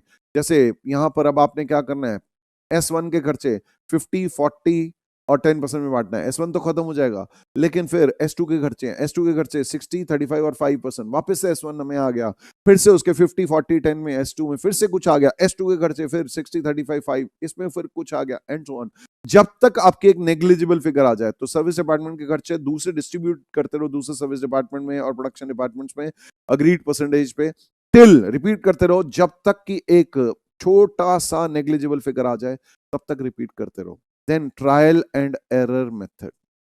ट्रायल एंड एरर मेथड क्या होता है, अब इसमें क्या है, जैसे फॉर एग्जांपल पहले सर्विस डिपार्टमेंट के खर्चों को दूसरे सर्विस डिपार्टमेंट में अपोर्शन करेंगे गिवन परसेंटेज पे, फिर सेकंड सर्विस डिपार्टमेंट के खर्चों को फर्स्ट सर्विस डिपार्टमेंट में अपोर्शन करेंगे, ऐसे करके। जैसे S1 के खर्चे जो है S2 में बांटेंगे, फिर S2 के खर्चे S1 में, जितना परसेंटेज है, जैसे इसका यहाँ इसका 10% है, यहाँ इसका 5% है, ऐसे बांटते जाएंगे बांटते जाएंगे बांटते जाएंगे बांटते जाएंगे। जब नेग्लिजिबल फिगर आएगा तो S1 के अपने खर्चे प्लस जो वहां से डिस्ट्रीब्यूट होके आया है उस सबको जोड़ के आप डिस्ट्रीब्यूट कर देंगे एज द केस में। अब बढ़ते हैं आगे। नाउ सेकेंडरी डिस्ट्रीब्यूशन में रीअपोर्शनमेंट जो करते हैं सर्विस डिपार्टमेंट के, उनके बेसिस क्या हो सकते हैं, उनकी रेशो क्या हो सकते हैं। जैसे स्टोर्स डिपार्टमेंट है, उसका फर्स्ट और फेवरेट बेसिस है किस बेसिस पे अपोर्शन करनी चाहिए सेकेंडरी डिस्ट्रीब्यूशन में। अगर स्टोर्स डिपार्टमेंट है आपका अपना, तो स्टोर्स एक्विजिशन, मटेरियल एक्विजिशन इस बेसिस पे बांटो, फर्स्ट चॉइस। नहीं पता कोई बात नहीं, वैल्यू ऑफ डायरेक्ट मटेरियल जितना जितना इशू कर रहे हैं जिस डिपार्टमेंट को, उस बेसिस पे बांट दो। मेंटेनेंस एंड रिपेयर शॉप है तो मेंटेनेंस आवर्स, अगर आपने इसका रिकॉर्ड रखा हुआ बहुत बढ़िया है, नहीं रखा हुआ तो value of plant machinery into maintenance hours, ये तो और ज्यादा अच्छा है। वैल्यू ऑफ प्लांट मशीनरी पे बांट दो अगर नहीं है पता आपको मेंटेनेंस आवर्स, और फिर मशीन आवर्स पे बांट दो अगर कुछ भी इनमें से रिकॉर्ड नहीं रखा है। वैसे रखना चाहिए रिकॉर्ड्स, आज की डेट में इंफॉर्मेशन टेक्नोलॉजी का जमाना है, आपको मेंटेनेंस आवर्स का रिकॉर्ड रखना चाहिए। It's very easy to keep today computers के हेल्प से। Then planning and progress, hours devoted के बेसिस पे बांटा जा सकता है। परचेज के value of materials purchase, number of purchase orders के बेसिस पे बांटा जा सकता है। पर्सनल डिपार्टमेंट के करते, देखो परचेज डिपार्टमेंट करता क्या है, परचेज करता है। तो जितने भी परचेज रिक्विजिशन आए थे उसके बेसिस पे परचेज ऑर्डर करे थे, ठीक है, परचेज डिपार्टमेंट ने, तो उस बेसिस पे मोनी वैल्यू ऑफ मटेरियल, जिसके लिए ज्यादा मटेरियल खरीदा परचेज डिपार्टमेंट ने उसको ज्यादा सर्विस दी। पर्सनल या एचआर डिपार्टमेंट, जिसके लिए ज्यादा बंदे हैं उसको ज्यादा हायरिंग वायरिंग कराई है। वेलफेयर, अगेन जितने ज्यादा एम्प्लॉइज हैं उनको ज्यादा जो है उनका वेलफेयर कर रहे हैं। कैंटीन मेस, ये भी एम्प्लॉइज के बेसिस पे, ऐसा नहीं है जिसकी तनख्वाह ज्यादा है उसको जो है बड़ी चाय मिलेगी और जिसकी तनख्वाह कम है उसको कम चाय मिलेगी, या जिसकी ज्यादा तनख्वाह है उसको ताजी चाय मिलेगी और जिनकी कम तनख्वाह है उनको इनकी चाय से जो ज्यादा तनख्वाह वालों का लास्ट में लेके उसको उबाल देंगे। नो, नंबर ऑफ एम्प्लॉइज, ऐसा नहीं है, सभी को सेम चाय मिलेगी। Hospital and dispensary, again number of employees. Time keeping and payroll, number of employees. Estate, जो भी आपकी जगह है उसका फ्लोर एरिया या number of hours in the department के बेसिस पे। इंटरनल ट्रांसपोर्ट, भाई आपका internal transport wait or volume या वैल्यू ऑफ मटेरियल्स हैंडल्ड के बेसिस पे हो जाए। Boiler house, cubic feet of steam supplied, क्योंकि आप अपनी पावर जनरेट कर रहे हैं तो पहले आपका बॉयलर हाउस है, फिर उसका पंप रूम हो सकता है, पावर हाउस हो सकता है, house power of plant, machine के लिए कितना कितना लग रहा है, वॉटेज कितनी लग रही है। Fire protection services, value of asset, जिसके ज्यादा एसेट है उसको फायर प्रोटेक्शन डिपार्टमेंट ज्यादा सर्विस दे रहा है। एक्सटर्नल ट्रांसपोर्ट, टन्स माइल्स या टन ट्रक माइल्स या नंबर ऑफ पैकेजेस के बेसिस पे आप इसे बांट सकते हैं external transport. Tool room, direct labour hours और फिर मशीन आवर्स के बेसिस पे बांट सकते हैं। अगर आपका डिपेंड करता है कैपिटल इंटेंसिव काम है तो मशीन आवर्स, लेबर इंटेंसिव काम है तो labour hours. Inspection, number of inspection बता दे या आवर्स स्पेंट ऑन इंस्पेक्शन बता दे, वैल्यू ऑफ आउटपुट बता दे। फिर आईटी या कंप्यूटर सेक्शन, आईटी आवर्स बता दे devoted to each department. Transport, कितने क्रेन आवर्स, ट्रक माइलेज, कितना truck tonnage, truck ton hours, tons handled, number of packages of standard size. इस basis पे आप सेकेंडरी डिस्ट्रीब्यूशन बांट सकते हैं। अब बढ़ते हैं आगे। Now guys, the next area that comes is absorption of overheads. पहला था allocation, if entire amount of cost can be assigned to a particular department तो हम लोग उसे allocated overheads कहते हैं। फिर common overheads होते हैं तो उनको पोर्शन करते हैं, logical fair share लेके जाते हैं।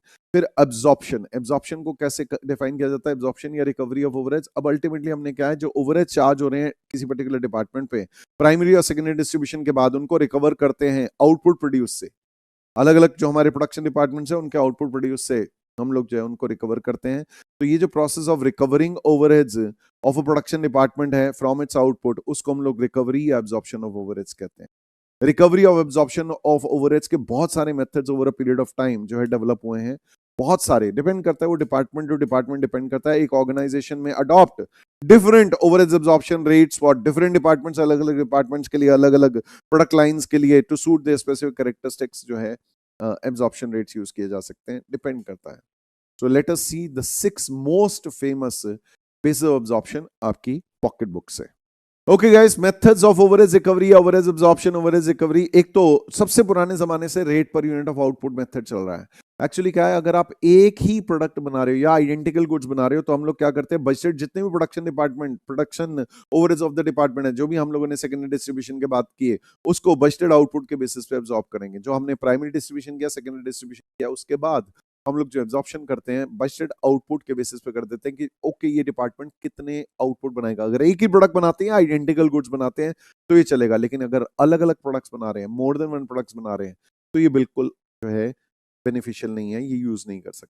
तो आज की डेट में थोड़ा कम यूज हो पाता है overheads rate per unit of output, इसीलिए फिर देन बाद में जो है चला एक डायरेक्ट मटेरियल कॉस्ट परसेंटेज। अगर आपको लगता है कि आपका direct material is a major element of cost और आपके मैक्सिमम ओवरहेड्स का लिंक भी डायरेक्ट मटेरियल की कंजम्पशन से है, तो उस केस में direct material cost percentage rate निकाला जाता है। उसमें क्या किया जाता है, जो भी budgeted production overheads of the department है उसको हम लोग जो है डायरेक्ट मटेरियल कॉस्ट, जो भी उस डिपार्टमेंट में बजटेड डायरेक्ट मटेरियल कॉस्ट जितनी भी लगने का एस्टिमेट है उससे डिवाइड करके इनटू 100 कर देंगे, तो ये हमारे direct material cost percentage rate आ जाएगा। इसी तरीके से अब आपका लगता है नहीं जी हमारा काम जो है लेबर इंटेंसिव है और लेबर इंटेंसिव है और मेजर हमारे खर्चे जो है ही डायरेक्ट वेजेस, मेजर एलिमेंट जो प्राइम कॉस्ट में मेजर एलिमेंट है भी जो डायरेक्ट लेबर कॉस्ट है और अल्टीमेटली हमारे जो मैक्सिमम ओवरहेड्स है वो है ही लेबर की कॉस्ट से लिंक्ड, तो उस केस में if majority overheads are linked with the direct labour cost, तो उस केस में हम labour cost percentage rate use करते हैं, that is budgeted production overheads of the department divide by budgeted labour cost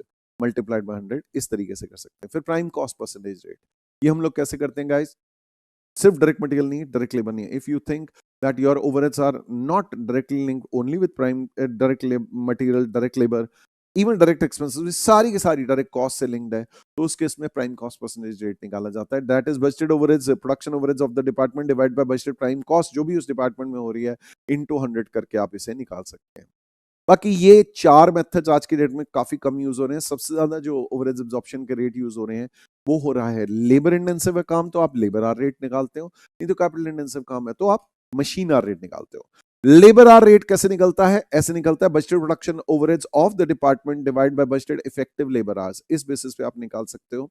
effective labour hours कैसे निकलते हैं, जैसा कि आप एम्प्लॉय कॉस्ट के चैप्टर में पढ़ते हो, इफेक्टिव लेबर आवर्स कैसे निकलते हैं, आपके total labour hours minus normal idle time if any अगर दिया हुआ है तो इस हिसाब से आप निकाल सकते हो। And then machine hour rate, आइए मशीन आर रेट को जरा समझते हैं। Budgeted overheads of the department divide by budgeted effective machine hours, वही machine hours effective machine hours वही है, total machine hours minus normal idle time of the machine, इस तरीके से आप इसे निकाल सकते हैं। नेक्स्ट, तो इफेक्टिव मशीन आवर्स ये देखो यहां पर डिफाइन कर रखा है, टोटल मशीन आवर्स में से normal idle time of the machine. अब डिटेल में मशीन आर रेट को जरा समझते हैं। अगर एक से ज्यादा मशीनें हैं एक डिपार्टमेंट में तो हर मशीन का सेपरेट मशीन आर रेट निकाला जाता है। अगर आपका कैपिटल इंटेंसिव काम है तो हमें मशीन आर रेट निकालना होता है। आइए जरा डिस्कस करते हैं theory.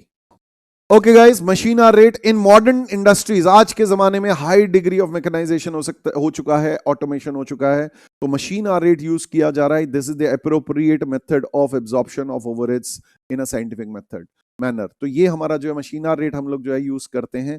Machine hour rate calculate कैसे किया जाता है, हर मशीन के लिए सेपरेट कैलकुलेट करते हैं, हर ग्रुप ऑफ मशीन के लिए कैलकुलेट किया जा सकता है। मशीन आर रेट जो है आप कैसे चार्ज करेंगे, आप कहेंगे टोटल ओवरहेड्स जितने भी हैं आपके डिपार्टमेंट के, उसको आप जो है machine hours effective machine hours से डिवाइड करो और फिर उसके बाद आप अपने जो है अपना जो भी आउटपुट बन रहा है उस मशीन से, उस पर आप उसे चार्ज या रिकवर या एब्जॉर्ब कर सकते हो। तो let us see calculation of machine hour rate has come a long way. पुराने जमाने में सबसे पहले क्या किया गया, ऑर्डिनरी मशीन आर रेट निकालते थे, क्योंकि मशीन के अपने खर्चे, मशीन के लिए जितनी पावर लग रही है, मशीन के लिए जितना फ्यूल लग रहा है, मशीन के लिए मशीन का अपना कोई रिपेयर एंड मेंटेनेंस है, मशीन का अपना कोई डेप्रीसिएशन है, ये सारे के सारे खर्चे जो है आपने जोड़ने हैं।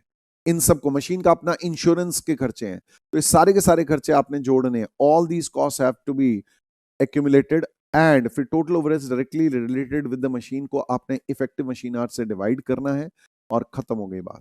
ये आपका आ गया मशीन आर रेट। कौन सा, ऑर्डिनरी मशीन आर रेट। तो ऑर्डिनरी मशीन आर रेट को कैसे डिफाइन किया जाता है, हम लोग ऐसे कहते हैं, before starting with the actual process. देखो over a period of time ये डेवलप हुआ है, थियोरेटिकली आपको पता होना चाहिए। सबसे पहले जो है सारे के सारे खर्चे जो मशीन के अपने खर्चे हैं, ठीक है, मशीन के अपने खर्चे, जैसे फॉर एग्जांपल मशीन का अपना fuel, power, repairs, maintenance, insurance premium, उन सबको इकट्ठा करते हैं और फिर इफेक्टिव मशीन आवर से डिवाइड कर देते हैं, तो ये ऑर्डिनरी मशीन आवर रेट कहलाता है। लेकिन फिर लोग कहने लगे नहीं यार, जिस डिपार्टमेंट में ये मशीन खड़ी है उसके भी तो खर्चे इस पे चार्ज करो, जहां मशीन खड़ी है वहां पर उसका रेंट भी तो इस पे चार्ज करो, सुपरवाइजर सैलरी भी तो चार्ज करो, and so on and so forth. तो total overheads directly related to the machine के साथ हम लोग जोड़ देते हैं। क्या चीज, सुपरवाइजर है उसकी तनख्वाह, उसको अपोर्शन कर दो मशीन पे। इस तरीके से जो फैक्ट्री है उसका रेंट, रेट्स एंड टैक्सेस, उसको जो है आप अपोर्शन कर दो। फैक्ट्री की लाइटिंग अगर कोई है तो उसको अपोर्शन कर दो, एज द केस में भी। इन सबको आप ले जाओ, इन सबको ऐड कर दो और फिर जो भी कॉमन ओवरहेड्स से उनको अपोर्शन करके उस पर्टिकुलर मशीन पे ठीक है जी। हर एक मशीन, अगर मोर देन वन मशीन है, हर मशीन का अलग मशीन आवर रेट निकलेगा। फिर उस मशीन के डिवाइड कर दो उसके इफेक्टिव मशीन आवर्स से, तो ये आपका आ जाएगा second number, that is to say composite machine hour rate. ये सेकंड फंडामेंटल आया। कॉम्पोजिट मशीन आर रेट में हमने क्या कहा, जो cost not related with the machine है, वो जैसे फैक्ट्री के डिपार्टमेंट के खर्चे, जैसे फैक्ट्री का supervision, rent, rates and taxes, height, lighting etcetera, heating, ये सारे के सारे खर्चे अपोर्शन कर दो। ठीक है जी। जैसे फॉर एग्जांपल सुपरविजन का भाई कितने सुपरविजन के सुपरवाइजर के कितने टाइम लग रहा है, या कितना उसके कितनी मशीन है, उसके बेसिस पे हम लोग जो है उसके सुपरविजन चार्जेस बांट सकते हैं। फैक्ट्री रेंट एरिया के बेसिस पे बांट सकते हैं, लाइटिंग लाइट पॉइंट्स के बेसिस पे या एरिया के बेसिस पे बांट सकते हैं। फिर बांटने के बाद उस मशीन के अपने खर्चे प्लस ये जो कॉमन ओवरहेड्स हैं डिपार्टमेंट के, उनको सम अप करके आप कॉम्पोजिट मशीन आर रेट निकाल सकते हैं इफेक्टिव मशीन आर से डिवाइड करके। Last but not the least came comprehensive machine hour rate. अब ये जो मशीन के अपने खर्चे प्लस जो कॉमन खर्चे apportion two of the factory जो अपोर्शन हुआ है, इसमें हम लोग और जोड़ देते हैं क्या, ऑपरेटर की तनख्वाह। जो ऑपरेटर है उसकी तनख्वाह हम लोग इसमें और जोड़ देते हैं। तो ऑपरेटर सैलरी हमने और जोड़ दी। ऑपरेटर हो सकता है एक से ज्यादा मशीनें देख रहा हो, तो उसकी सैलरी भी अपोर्शन की जाएगी अलग अलग मशीन्स पे। तो ऑपरेटर की तनख्वाह जोड़ के फिर जो मशीन आर से डिवाइड करते हैं, तो उसको कहा जाता है कॉम्प्रिहेंसिव मशीन आर रेट। आज की डेट में जो हम लोग मशीन आर रेट यूज करते हैं वो एब्जॉर्प्शन के लिए, वो हमारा कॉम्प्रिहेंसिव मशीन आर रेट होता है। तो comprehensive machine hour rate while calculating machine hour rate, wages of operators जो है वो भी हम लोग ऐड कर देते हैं कॉस्ट में। पुराने जमाने में ऑपरेटर की तनख्वाह को हम लोग डायरेक्ट वेजेस लेते थे, लेकिन आज की डेट में उसको ओवरहेड्स में जोड़ देते हैं कि मशीन के ऑपरेशन से लिंक्ड है। तो ऑपरेटर की तनख्वाह भी जब जोड़ देते हैं, तो उस केस में ये मशीन आर रेट जो निकाला जाता है, this is called comprehensive machine hour rate. तो इस केस में फिर ऑपरेटर की तनख्वाह डायरेक्ट वेजेस में नहीं, यहाँ ओवरहेड्स में आ गई, तो इसे कहा जाता है comprehensive machine hour rate. Now machine hour rate निकाला कैसे जाता है, ये देखिए। अगर क्वेश्चन में आपको कुछ नहीं बताता है कि कौन सा मशीन आर रेट निकालना है, तो आप लोग ये आप ध्यान रखिएगा, which machine hour rate has to be calculated, you have to calculate comprehensive machine hour rate only, mind you. अब बढ़ते हैं आगे। Now comes group machine hour rate. Group machine hour rate, अगर आइडेंटिकल एक जैसी मशीनें हैं तो उनका ग्रुप इकट्ठा करके एक ही साथ मशीन आर रेट निकाला जा सकता है। एट टाइम्स मशीन में जो है मोर than one type of similar machines हैं, तो उसका इकट्ठा निकाल दो यार, सिमिलरली वर्क कर रहे हैं, साइमल्टेनियसली वर्क कर रहे हैं, तो ग्रुप मशीन आर रेट निकाल दो। देन इसी तरीके से अगली बारी आती है सेटअप टाइम। सेटअप टाइम क्या होता है, the time required to make the machine ready for the production process. ठीक है जी। अनलेस अदरवाइज स्टेटेड, हम लोग ये मान के चलेंगे क्या, ये वाली चीज मैंने आपको आपकी पॉकेट बुक में भी दी हुई है कि भाई सेटअप टाइम जो है अनप्रोडक्टिव है। आप बता दो प्रोडक्टिव है तो ठीक है, नहीं तो हम लोग मान के चल रहे हैं अनप्रोडक्टिव है। Unproductive and it is included in normal idle time, number one. Number two, setup time के दौरान जो है कोई पावर कंज्यूम नहीं हो रही। जब सेटअप हो रहा है उस टाइम पे मशीन की पावर या इलेक्ट्रिसिटी नहीं लग रही। आइए इसी चीज को आपकी पॉकेट बुक में देखते हैं, और मशीन आर रेट को कैसे निकाला जाता है, उसकी अगर सेपरेट स्टेटमेंट बनानी हो तो वो कैसे दिखाते हैं, आइए उसको स्टडी करते हैं। So guys, assumptions in relation to setup time unless otherwise stated, ये assume किया जाएगा कि setup time unproductive है and does not require any consumption of power. Very important है। हम लोग पीछे भी जो है ये देख रहे थे पेज नंबर 45 पे कि normal idle time of machine क्या होता है, time lost on account of normal repairs and maintenance. जो नॉर्मल रिपेयर्स एंड मेंटेनेंस है उसके लिए जो टाइम लॉस होता है, ये आपका नॉर्मल आइडल टाइम होता है। फिर time loss on account of normal stoppage of the machine, बीच में मशीन को रोका जाता है, भाई एक जॉब खत्म हुई दूसरी चालू होनी है। और सेटअप टाइम अगर अनप्रोडक्टिव है तो वो भी यहां पर आएगा इस केस में भी। तो सेटअप टाइम जनरली साइलेंट होता है, तो हम अनप्रोडक्टिव मान के चलते हैं कि जब मशीन सेटअप हो रही है उस टाइम पे प्रोडक्शन नहीं हो रही। मशीन आर रेट को निकालने का तरीका क्या है गाइस, पहले आपने ओवरहेड्स अपोर्शन करने हैं प्रोडक्शन डिपार्टमेंट को, फिर उसके बाद अपोर्शन फर्दर कर देने हैं ओवरहेड्स को ग्रुप ऑफ मशीन्स पे, फिर उसके बाद स्पेसिफिक कॉस्ट जो भी कोई मशीन की डायरेक्टली आइडेंटिफाइबल है, जैसे उसका अपना इंश्योरेंस पे, उसका अपने जो है अगर कोई खर्चे हैं सेपरेटली जो कन्वीनियंटली आइडेंटिफाई कर पा रहे हो, टोटल प्रोडक्टिव आवर्स या इफेक्टिव आवर्स से डिवाइड करो, एग्रीगेट जो है डिवाइड करने के बाद आपके जो है resultant figure is machine hour rate. So guys, machine hour rate का सेपरेट क्वेश्चन भी आ सकता है, तो मशीन आर रेट निकाला कैसे जा सकता है, आप उसकी एक सेपरेट स्टेटमेंट बनाएंगे। आप कहेंगे statement showing computation of machine hour rate, उसमें हम खर्चों को जनरली फिक्स और वेरिएबल में बांट देते हैं। कई लोग स्टैंडिंग और रनिंग चार्जेस भी करते हैं, मेरा फेवरेट है फिक्स और वेरिएबल। ठीक है जी। तो फिक्स वेरिएबल में कैसे बांटते हैं, fix cost apportion to the machine, जैसे for example rent, rates and taxes है, इसको एरिया के बेसिस पे अपोर्शन कर दो। कि कितना एरिया ऑक्युपाई किया हुआ है हमारी मशीन ने। Insurance premium of the machine, ये तो आपको ऑलरेडी पता होगा कि भाई कितना है, नहीं तो वैल्यू ऑफ मशीन के बेसिस पे इसको भी अपोर्शन कर दो। सुपरविजन चार्जेस, इसको जो है नंबर ऑफ मशीन्स के बेसिस पे बता दो, या वो अगर हमें बता देता है कितना मैंने इसमें जो है टाइम दिया है उसके बेसिस पे मान दो, ठीक है जी, नंबर ऑफ मशीन्स के बेसिस पे या टाइम डिवोटेड बाय सुपरवाइजर के बेसिस पे अगर वो बता देता है कि मैं 80%, 60%, 40%, 30% टाइम डिवोट यहां पर करता हूं, and so on and so forth. फिर depreciation, repairs and maintenance irrespective of its usage, जैसे फॉर एग्जांपल एसएलएम या डब्ल्यूडीवी पे अगर आप डेप्रिसिएशन चार्ज कर रहे हो, कम चलाओ मशीन, ज्यादा चलाओ, आपका ये खर्चा होना ही होना है, तो ये जो है आपका अगेन यहां पर आ जाएगा। फिर लाइटिंग के चार्जेस जो है, इसको लाइट पॉइंट्स आपको दिए हुए हैं तो उसके बेसिस पे पोर्शन कर दो, नहीं दिए हुए हैं तो एरिया बेसिस पे अपोर्शन कर दो। देन इस तरीके से ऑपरेटर की तनख्वाह पेबल ऑन मंथली बेसिस, अगर पर मंथ बेसिस पे देते हैं तो यहां लेते हैं, अगर पर आवर बेसिस पे लेते हैं तो नीचे वेरिएबल कॉस्ट में लेते हैं। तो इसको हम लोग कैसे, इसको किस तरीके से, इसको अगेन ऑपरेटर की तनख्वाह जिस हिसाब से वो टाइम डिवोट कर रहा है इस मशीन पे, ठीक है जी, टाइम डिवोटेड टू मशीन के बेसिस पे यहां पर जो है ले जाओ। ये टेक एन एग्जांपल, वो 2 मशीनें देख रहा है तो चलो जी हर मशीन पे ले जाओ, and so on and so forth. इसको इफेक्टिव मशीन आवर्स से आपने डिवाइड करना है, टोटल मशीन आवर्स में नॉर्मल आइडल टाइम माइनस करने हैं। Once again normal idle time मैंने आपको यहाँ दिए हुए हैं आपके पेज नंबर 45 पे।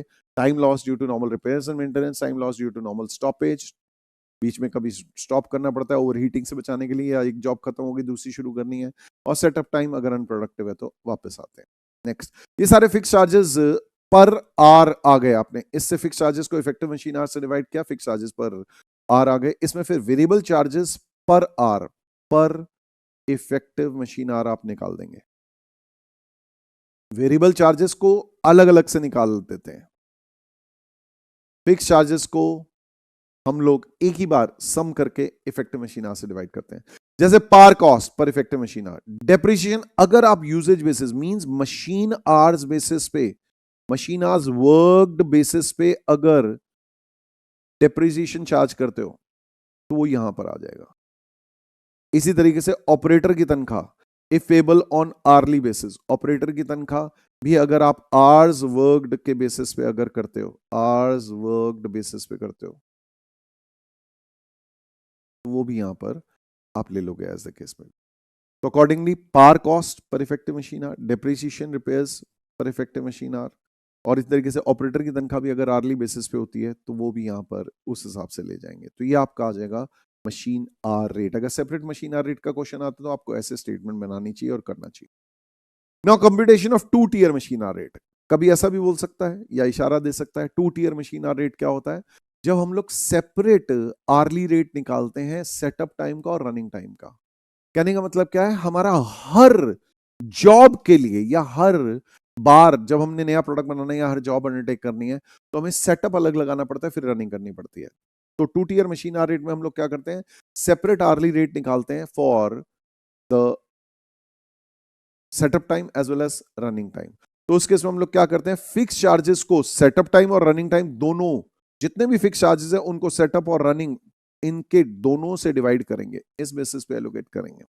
ऑपरेटर की तनख्वाह जिस हिसाब से सेटअप और रनिंग में वो जितना टाइम देता है, सेटअप के दौरान फुल टाइम अटेंशन है, रनिंग के टाइम पे जो है वो 2 मशीनें 3 मशीनें 4 मशीनें लेके जाता है, देखता है एज द केस में भी। और पार कॉस्ट अदर वेरिएबल कॉस्ट अगर कोई है तो सिर्फ रनिंग टाइम में चार्ज होगी, अनलेस अदरवाइज स्टेटेड, सिर्फ और सिर्फ रनिंग में चार्ज होगी एज द केस में भी। नेक्स्ट, अब बढ़ते हैं आगे।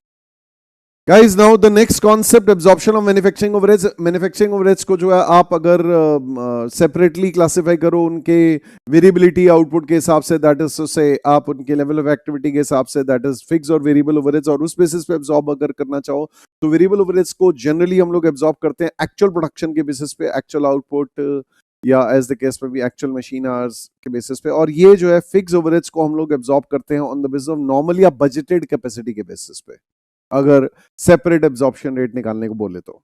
ओके, नेक्स्ट आपका आता है types of overheads absorption rates. देखिए, एक तो होते हैं प्री डिटरमाइंड या बजटेड ओवरहेड्स एब्जॉर्प्शन रेट, एक होते हैं actual overheads absorption rate. Pre determined means budgeted data के बेसिस पे कि भाई budgeted overheads divide by budgeted जो भी बेस है आपका direct material cost, direct labor cost, prime cost, budgeted output, effective machine hours, effective labor hours, whatever.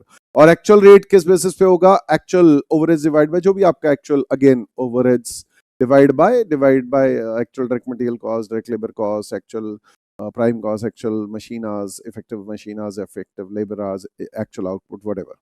Now ये जो प्री डिटरमाइंड रेट्स हैं ये प्रीवियस ईयर के बेसिस पे डिटरमाइन हो सकते हैं, या नॉर्मल एवरेज एक्सपेंसेस के बेसिस पे हो सकते हैं, या फिर एस्टिमेटेड फ्यूचर एक्सपेंसेस के बेसिस पे। सबसे बेस्ट तो ये होता है वैसे। Any how, blanket overhead absorption rate, पुराने जमाने में ब्लैंकेट या प्लांट वाइड रेट यूज होते थे। Now this is a completely outdated system. Versus departmental overhead absorption rate. सबसे पहले ब्लैंकेट ओवरहेड एब्जॉर्प्शन रेट होता क्या है, एक बार सबसे पहले इसको जरा समझ लेते हैं। देखिए, लॉन्ग टाइम बिफोर ये डिपार्टमेंटलाइजेशन हुई थी, उससे पहले एक ही फैक्ट्री में एक ही मालिक सब कुछ कर रहा होता था। तो उस केस में क्या है कि भाई परचेजिंग भी मैं कर रहा हूँ, सेल भी मैं कर रहा हूँ, प्रोडक्शन भी मैं कर रहा हूँ। तो उस हिसाब से अभी भी ऑर्गेनाइजेशन, छोटी ऑर्गेनाइजेशन ऐसे ही करती हैं, लेकिन स्टिल तो उस केस में अगर आप अपने ओवरहेड्स को इकट्ठा ब्लैंकेट एक साथ एब्जॉर्ब करोगे, तो ये पुराने जमाने का सिस्टम है। आज की डेट में it is not appropriate for costing purposes at all. तो एक बार ब्लैंकेट रेट को हम लोग अंडरस्टैंड करते हैं। Here we go. Now guys, blanket या plant wide overhead absorption rate या सिंगल ओवरहेड एब्जॉर्प्शन रेट, पूरी फैक्ट्री का एक ही ओवरहेड एब्जॉर्प्शन रेट निकाला जा रहा है। A single overhead absorption rate for the department, सारे डिपार्टमेंट्स ऑफ द फैक्ट्री का सिंगल ओवरहेड एब्जॉर्प्शन रेट निकाला जा रहा है। कोई प्राइमरी डिस्ट्रीब्यूशन की जरूरत नहीं है, कोई सेकेंडरी डिस्ट्रीब्यूशन की जरूरत नहीं है, एक डिपार्टमेंटलाइजेशन की ही सीन नहीं है। एंटायर फैक्ट्री ओवरहेड सारे डिपार्टमेंट्स को इकट्ठा कर देंगे, क्लब कर देंगे, और सिंगल बिजनेस एब्जॉर्प्शन से जो है डिवाइड कर देंगे। तो total factory overheads of the entire factory divide by basis of absorption, इस तरीके से किया जा सकता है। अब ब्लैंकेट ओवरहेड्स एब्जॉर्प्शन रेट जो है को हम लोग यूज कब करें? ब्लैंकेट ओवरहेड्स एब्जॉर्प्शन रेट तब यूज करना पसंद करते हैं only where single product manufacture हो रहा हो फैक्ट्री में, और सारे के सारे ओवरहेड जो है उससे लॉजिकली रिलेट हो पा रहे हैं सिंगल बिजनेस एब्जॉर्प्शन से, तो किया जा सकता है, अदरवाइज नॉट। थोड़ा सा और इसी चीज को अंडरस्टैंड करते हैं आपकी पॉकेट बुक से। सो गाइज, सबसे पहली चीज, ब्लैंकेट वर्सेस डिपार्टमेंटल रेट्स। वैसे प्रेफरेबली आज की डेट में डिपार्टमेंटल रेट्स ही यूज करने चाहिए, हमें ब्लैंकेट रेट नहीं यूज करना चाहिए, बट नॉलेज के लिए आपको पता होना चाहिए। कंप्लीटली आउटडेटेड सिस्टम है ब्लैंकेट रेट। इसमें क्या है, total factory overs of the entire factory divide by total base of the entire factory. लेकिन डिपार्टमेंटल रेट्स क्या है, हर एक डिपार्टमेंट का अपना अपना, क्योंकि हो सकता है एक लेबर इंटेंसिव हो, एक कैपिटल इंटेंसिव हो, एक में लेबर से काम हो रहा हो, एक में जो है मशीनों से काम हो रहा हो। तो overheads of the department divide by base for the department as the case में। Now blanket overhead absorption rate जो है, मोर देन वन प्रोडक्ट अगर आप मैन्युफैक्चर करते हो, अगर एक ही प्रोडक्ट मैन्युफैक्चर कर रहे हो तो कोई दिक्कत नहीं, तो आप लगा सकते हो, तभी लगा सकते हो जब आपको एक बेसिस ऑफ एब्जॉर्प्शन सही लगता है पूरी फैक्ट्री के लिए, और सारे ओवरहेड जो है उससे लिंक हो पा रहे हैं logically, otherwise not. Blanket rate वैसे आज की डेट में प्रेफर नहीं किया जाता, but more than one products अगर मैन्युफैक्चर कर रहे हैं तो उस केस में हम more than one products manufacture कर रहे हैं तो उस केस में हम ब्लैंकेट ओवरहेड एब्जॉर्प्शन रेट्स कब यूज कर सकते हैं? If all of the following conditions, 3 conditions are fulfilled. When all of the following conditions, number 1, सारे प्रोडक्ट सारे डिपार्टमेंट से होके गुजरे, all products pass through all the departments, number 1। Number 2, सारे के सारे जो ओवरहेड्स है उसको time as a business absorption को यूज किया जाए, time as a business absorption. Number 1, सारे प्रोडक्ट्स सारे डिपार्टमेंट से होकर गुजर रहे हैं, बिजनेस एब्जॉर्प्शन टाइम है, या तो मशीन का टाइम या लेबर का टाइम, एज द केस में logical basis for all the departments है, एंड फिर सारे के सारे प्रोडक्ट्स जो है इक्वल टाइम स्पेंड कर रहे हैं in all the departments. Let me give you an example. Let's take an example. हमारा एक डिपार्टमेंट है P1, एक डिपार्टमेंट है P2, एक डिपार्टमेंट है P3, ये हमारे डिपार्टमेंट्स है, और हम लोग अपनी फैक्ट्री में प्रोडक्ट बना रहे हैं, प्रोडक्ट A और प्रोडक्ट B, ये 2 बना रहे।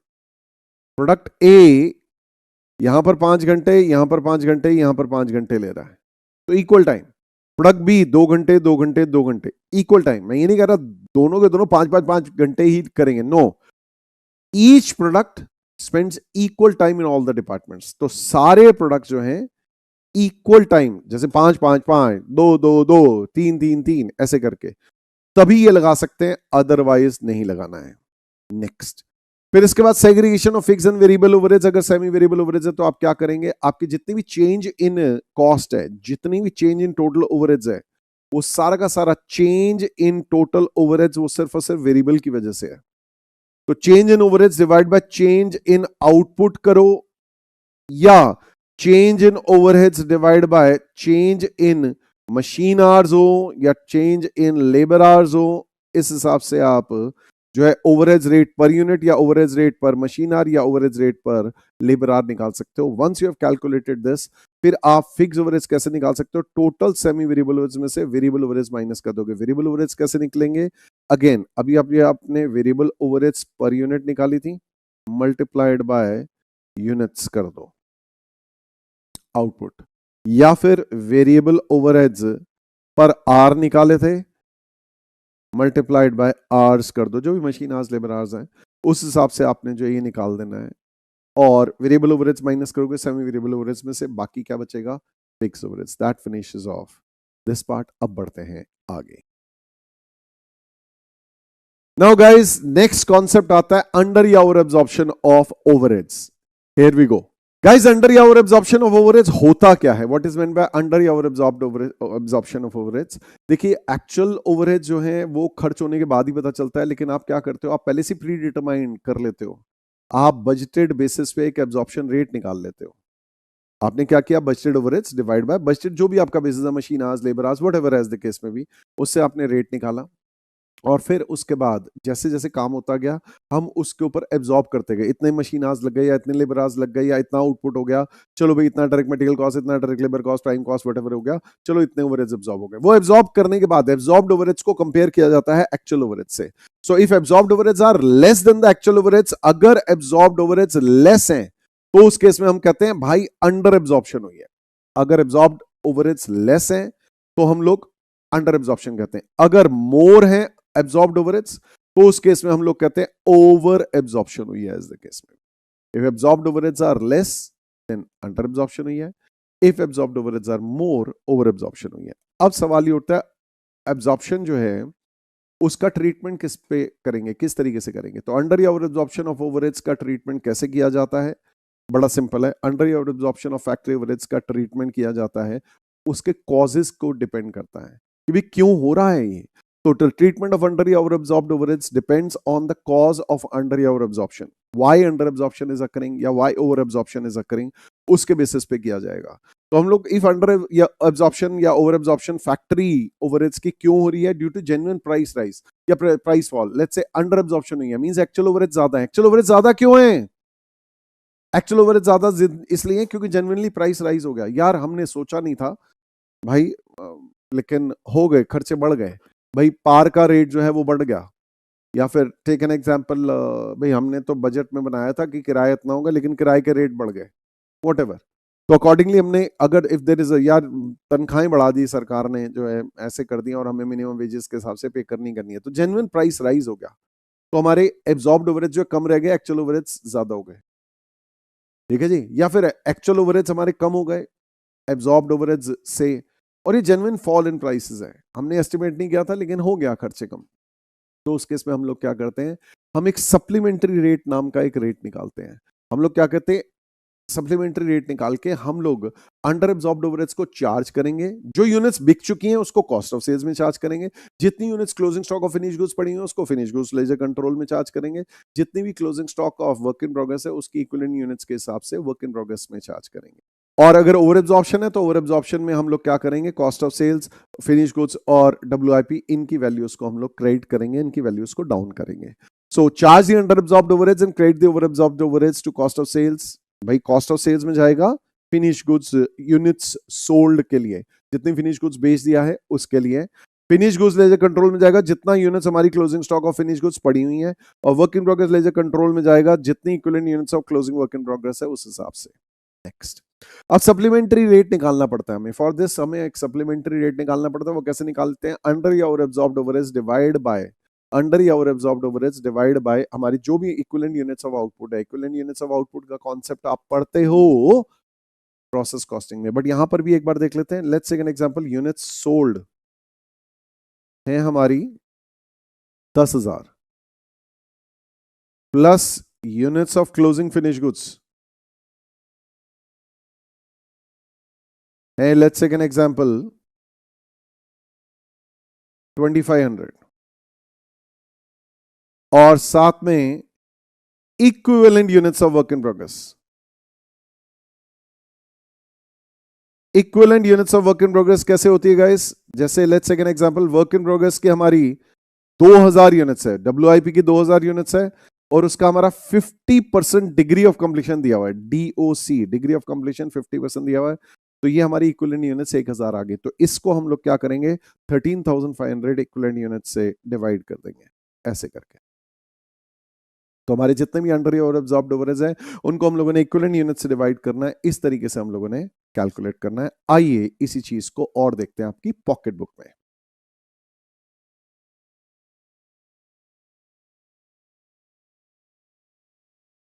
So guys, treatment of under या ओवर एब्जॉर्प्शन, अगर जेन्युइन प्राइस राइज या फॉल हो तो अंडर एब्जॉर्ब्ड ओवरहेड्स, अभी हमने देखा था कि एब्जॉर्ब्ड ओवरहेड्स कम है एक्चुअल ओवरहेड्स से तो अंडर एब्जॉर्प्शन कहते हैं।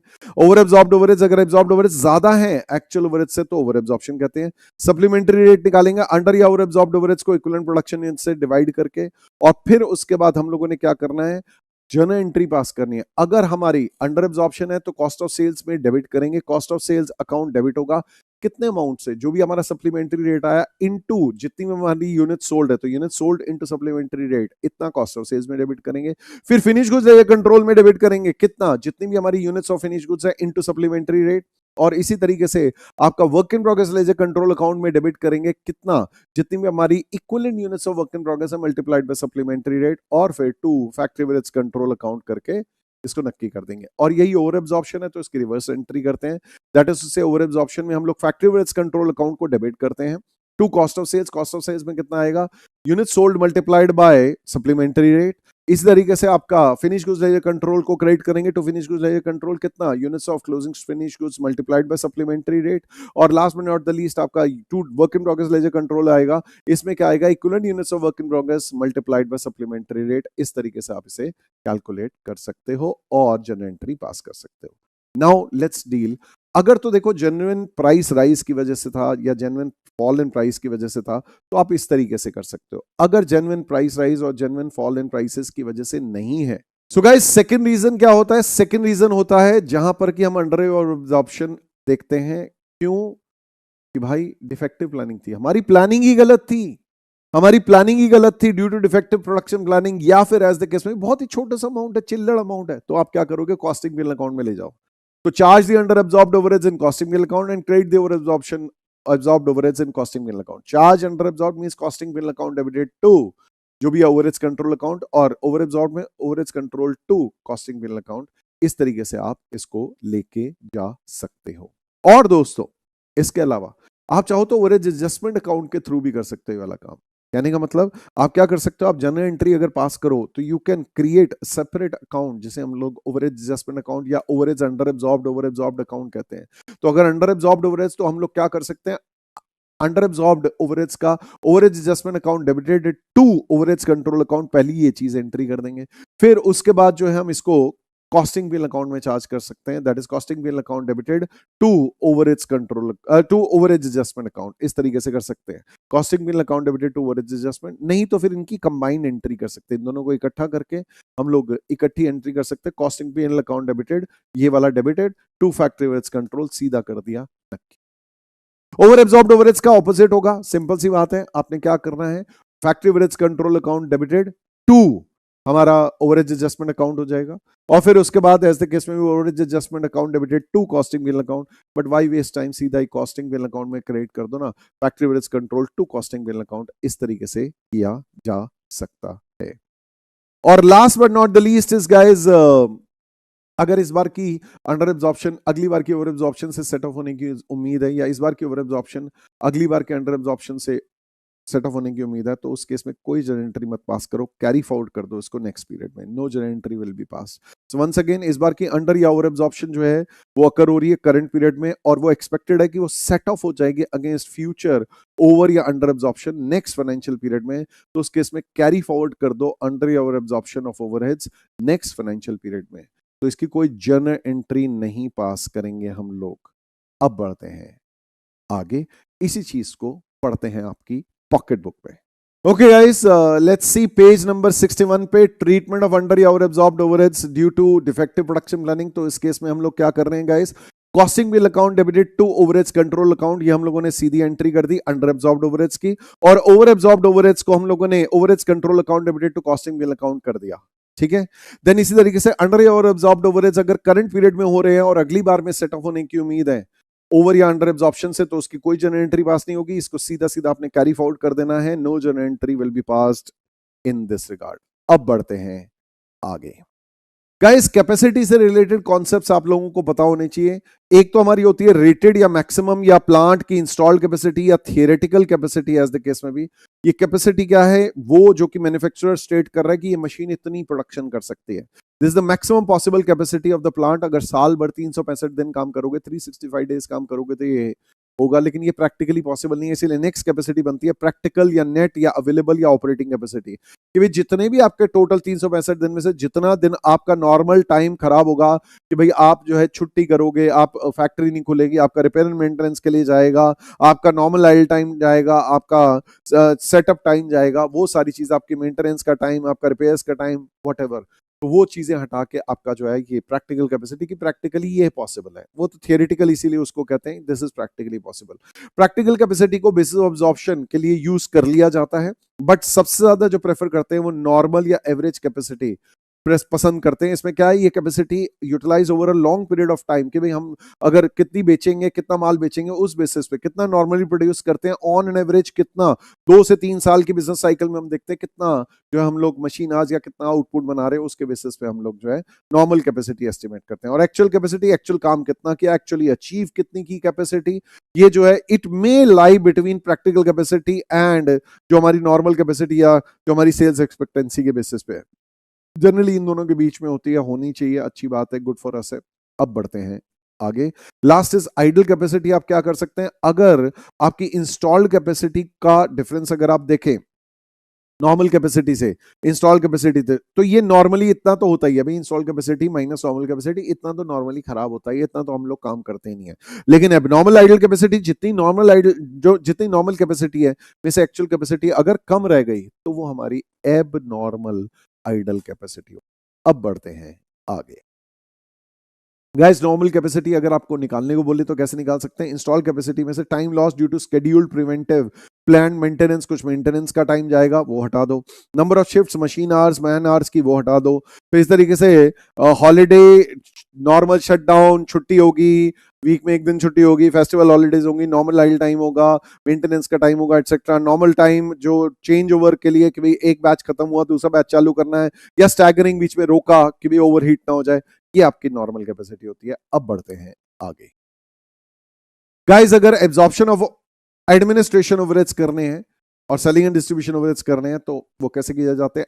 एडमिनिस्ट्रेशन ओवरहेड्स को एब्जॉर्ब करने का जो है सबसे फेवरेट बेसिस इस पे डिपेंड करता है कि आपके जनरल एडमिनिस्ट्रेशन है या administration overheads related to production है। अगर administration overheads related to production है तो कॉस्ट शीट जब हम बनाते हैं उस कॉस्ट शीट में हमारी एक चीज आती है जिसे हम लोग कहते हैं नेट फैक्ट्री कॉस्ट या नेटवर्क्स कॉस्ट। इसके बेसिस पे हम ओवरहेड्स को जो है एब्जॉर्ब करना पसंद करते हैं, या फिर आउटपुट यूनिट्स प्रोड्यूस के बेसिस पे। तो हम लोग क्या करेंगे, जितने भी हमारे administration office and administration overheads related to production है, इसको हमने डिवाइड करना है या तो सबसे पहला नेट फैक्ट्री कॉस्ट या नेटवर्क्स कॉस्ट, ये इनटू 100 कर देंगे फिर इसको, या फिर एज द केस में भी आउटपुट से डिवाइड करके पर यूनिट ऑफ आउटपुट भी निकाल सकते हैं। तो accordingly net factory cost networks cost की परसेंटेज, ये एक फेवरेट बेसिस है। नंबर 2 ये बेसिस है कि नहीं जी चलो हम लोग आउटपुट बेसिस पे कर रहे हैं। दूसरा, जनरल एडमिनिस्ट्रेशन ओवरहेड्स को हम लोग किस बेसिस पे करते हैं? COGS या सेल्स वैल्यू या पर यूनिट सोल्ड के बेसिस पे। कहने का मतलब हम लोगों ने क्या करना है, general office and administration overheads, even selling and distribution overheads को भी हम लोग क्या करते हैं, इसी बेसिस पे करते हैं एब्जॉर्ब। किस बेसिस पे? COGS के बेसिस पे या सेल्स वैल्यू के बेसिस पे, मल्टीप्लाइड बाय 100 कर दो, या फिर एज द केस में भी यूनिट सोल्ड के बेसिस पे, इसमें फिर इनटू 100 नहीं होता एज द केस में भी। तो ये आपका जो है mostly as a percentage of COGS या सेल्स वैल्यू, ये परसेंटेज में हो जाएगा, या नहीं तो per unit sold as the case में भी। सेलिंग और डिस्ट्रीब्यूशन और जनरल एडमिनिस्ट्रेशन इसी बेसिस पे जनरली एब्जॉर्ब करते हैं। अब बढ़ते हैं आगे। Guys next is allocation and apportionment of selling and distribution overheads. अगर कहीं सेलिंग एंड डिस्ट्रीब्यूशन ओवरहेड्स की डिस्ट्रीब्यूशन शीट बनानी पड़े तो insurance charges of finish inventory को हम लोग average value of finish inventory held in the warehouse, जितना माल पड़ा हुआ है A B C finish product जो हमारे पास पड़े हुए हैं उनकी इंश्योरेंस किस हिसाब से होगी, जिस हिसाब से उनकी इन्वेंटरी की वैल्यू है। इस तरीके से सैलरीज एंड सेल्स डिपार्टमेंट को कैसे बांटना चाहिए, सेल्समैन की जो हमारी सैलरीज है उनको कैसे बांटना चाहिए, time devoted to various product service, जो हमारे सेल्स डिपार्टमेंट है किस किस प्रोडक्ट पे कितना कितना टाइम दे रहे हैं उसके बेसिस पे बांट सकते हैं। एक तो ये ऑप्शन है, नहीं तो नंबर ऑफ सेल्समैन कितने हैं हर डिपार्टमेंट के अगर अलग अलग हैं, ठीक है जी, तो उस केस में उस बेसिस पे बांट सकते हैं। एडवर्टाइजमेंट कॉस्ट, जिस हिसाब से आपका एडवर्टाइजमेंट बजट होगा या एक्चुअल एडवर्टाइजमेंट जितना कर रहे हो, क्योंकि एडवर्टाइजमेंट तो भैया जिस हिसाब से जिस प्रोडक्ट के लिए जितनी करनी है या जितनी कर दी है उसके हिसाब से ले लो। शोरूम के खर्चे, स्पेस ऑक्युपाइड, एवरेज स्पेस हर प्रोडक्ट के लिए कितनी कितनी स्पेस जा रही है उस बेसिस पे आप बांट सकते हैं। एग्जीबिशन कॉस्ट, एक्सपेंडिचर इनकर्ड, भाई आपके एक्सपेक्टेड जो भी आप एक्सपेंडिचर करोगे, ठीक है जी, आपके हिसाब से आपको एग्जीबिशन लगा रहे हो, आपने प्रोडक्ट शोकेस कर रहे हो, जितना जितना जिस जिस प्रोडक्ट के लिए एरिया दोगे एज द केस में भी। Warehouse expenses, again space occupied, each product के लिए कितना, जो हमारे फिनिश को जहां स्टोर हो रहे हैं वेयर हाउस वो जगह होती है, तो उसका कितना कितना एरिया किस किस प्रोडक्ट के लिए लिया उस बेसिस पे बांट दो। पैकिंग एंड फॉरवर्डिंग चार्जेस, कितनी क्वांटिटी डिलीवर कर रहे हैं या सेल कर रहे हैं एज द केस में भी उस बेसिस में बांट दो। इनवॉइसिंग कॉस्ट, कितने इनवॉइसेस बनाए हैं उसके बेसिस पे बांट दो हर प्रोडक्ट के लिए। Sales establishment sales establishment means general हमारे ओवरऑल खर्चे सेल्स डिपार्टमेंट के, उनको सेल्स वैल्यू पे बांट दो। सेल्समैन कमीशन हम लोग कैसे बांट सकते हैं, सेल्स वैल्यू पे again. Then carriage outwards, sales की यूनिट्स या वैल्यू इनटू किलोमीटर्स, क्योंकि देखो एक्चुअली क्या है, माल बेच रहे हैं और कितनी दूर जा रहा है उस बेसिस पे आपके कैरेज आउटवर्ड्स या फ्रेट आउटवर्ड्स या ट्रांसपोर्टेशन आउटवर्ड्स जानना चाहिए। Then travelling allowance, number of salesman into kilometre travel, जितने सेल्समैन जितने जितने किलोमीटर जाएंगे उस बेसिस पे बांट सकते हैं। देन मल्टीपल ओवरहेज रेट, देखो भाई ओवरहेज जो आप अलग अलग डिपार्टमेंट के लिए अलग अलग कॉस्ट सेंटर के लिए अलग अलग बेसिस हो सकता है भाई, एक डिपार्टमेंट के लिए आप मशीन आ रेट निकालो, एक के लिए लेबर आ रेट निकालो, तो हर एक का अलग अलग निकालो and that finishes of the basic fundamentals of overheads.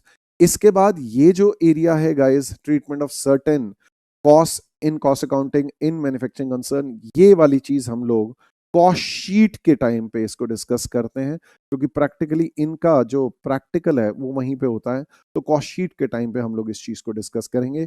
Overheads का चैप्टर फॉर द टाइमिंग अभी रैप्ड अप है, कॉस्ट शीट के टाइम पे ये रिमेनिंग जो पेजेस हैं ओवरहेड्स के वो डिस्कस हो जाएंगे। Okay guys, I hope you found this chapter easy and interesting. मुझे पूरी उम्मीद है आप लोगों को मजा आ रहा होगा, बहुत इजी है, इंटरेस्टिंग है, सब्जेक्ट भी एज वेल एज चैप्टर भी। अच्छे से पढ़ाई कीजिए। ओके।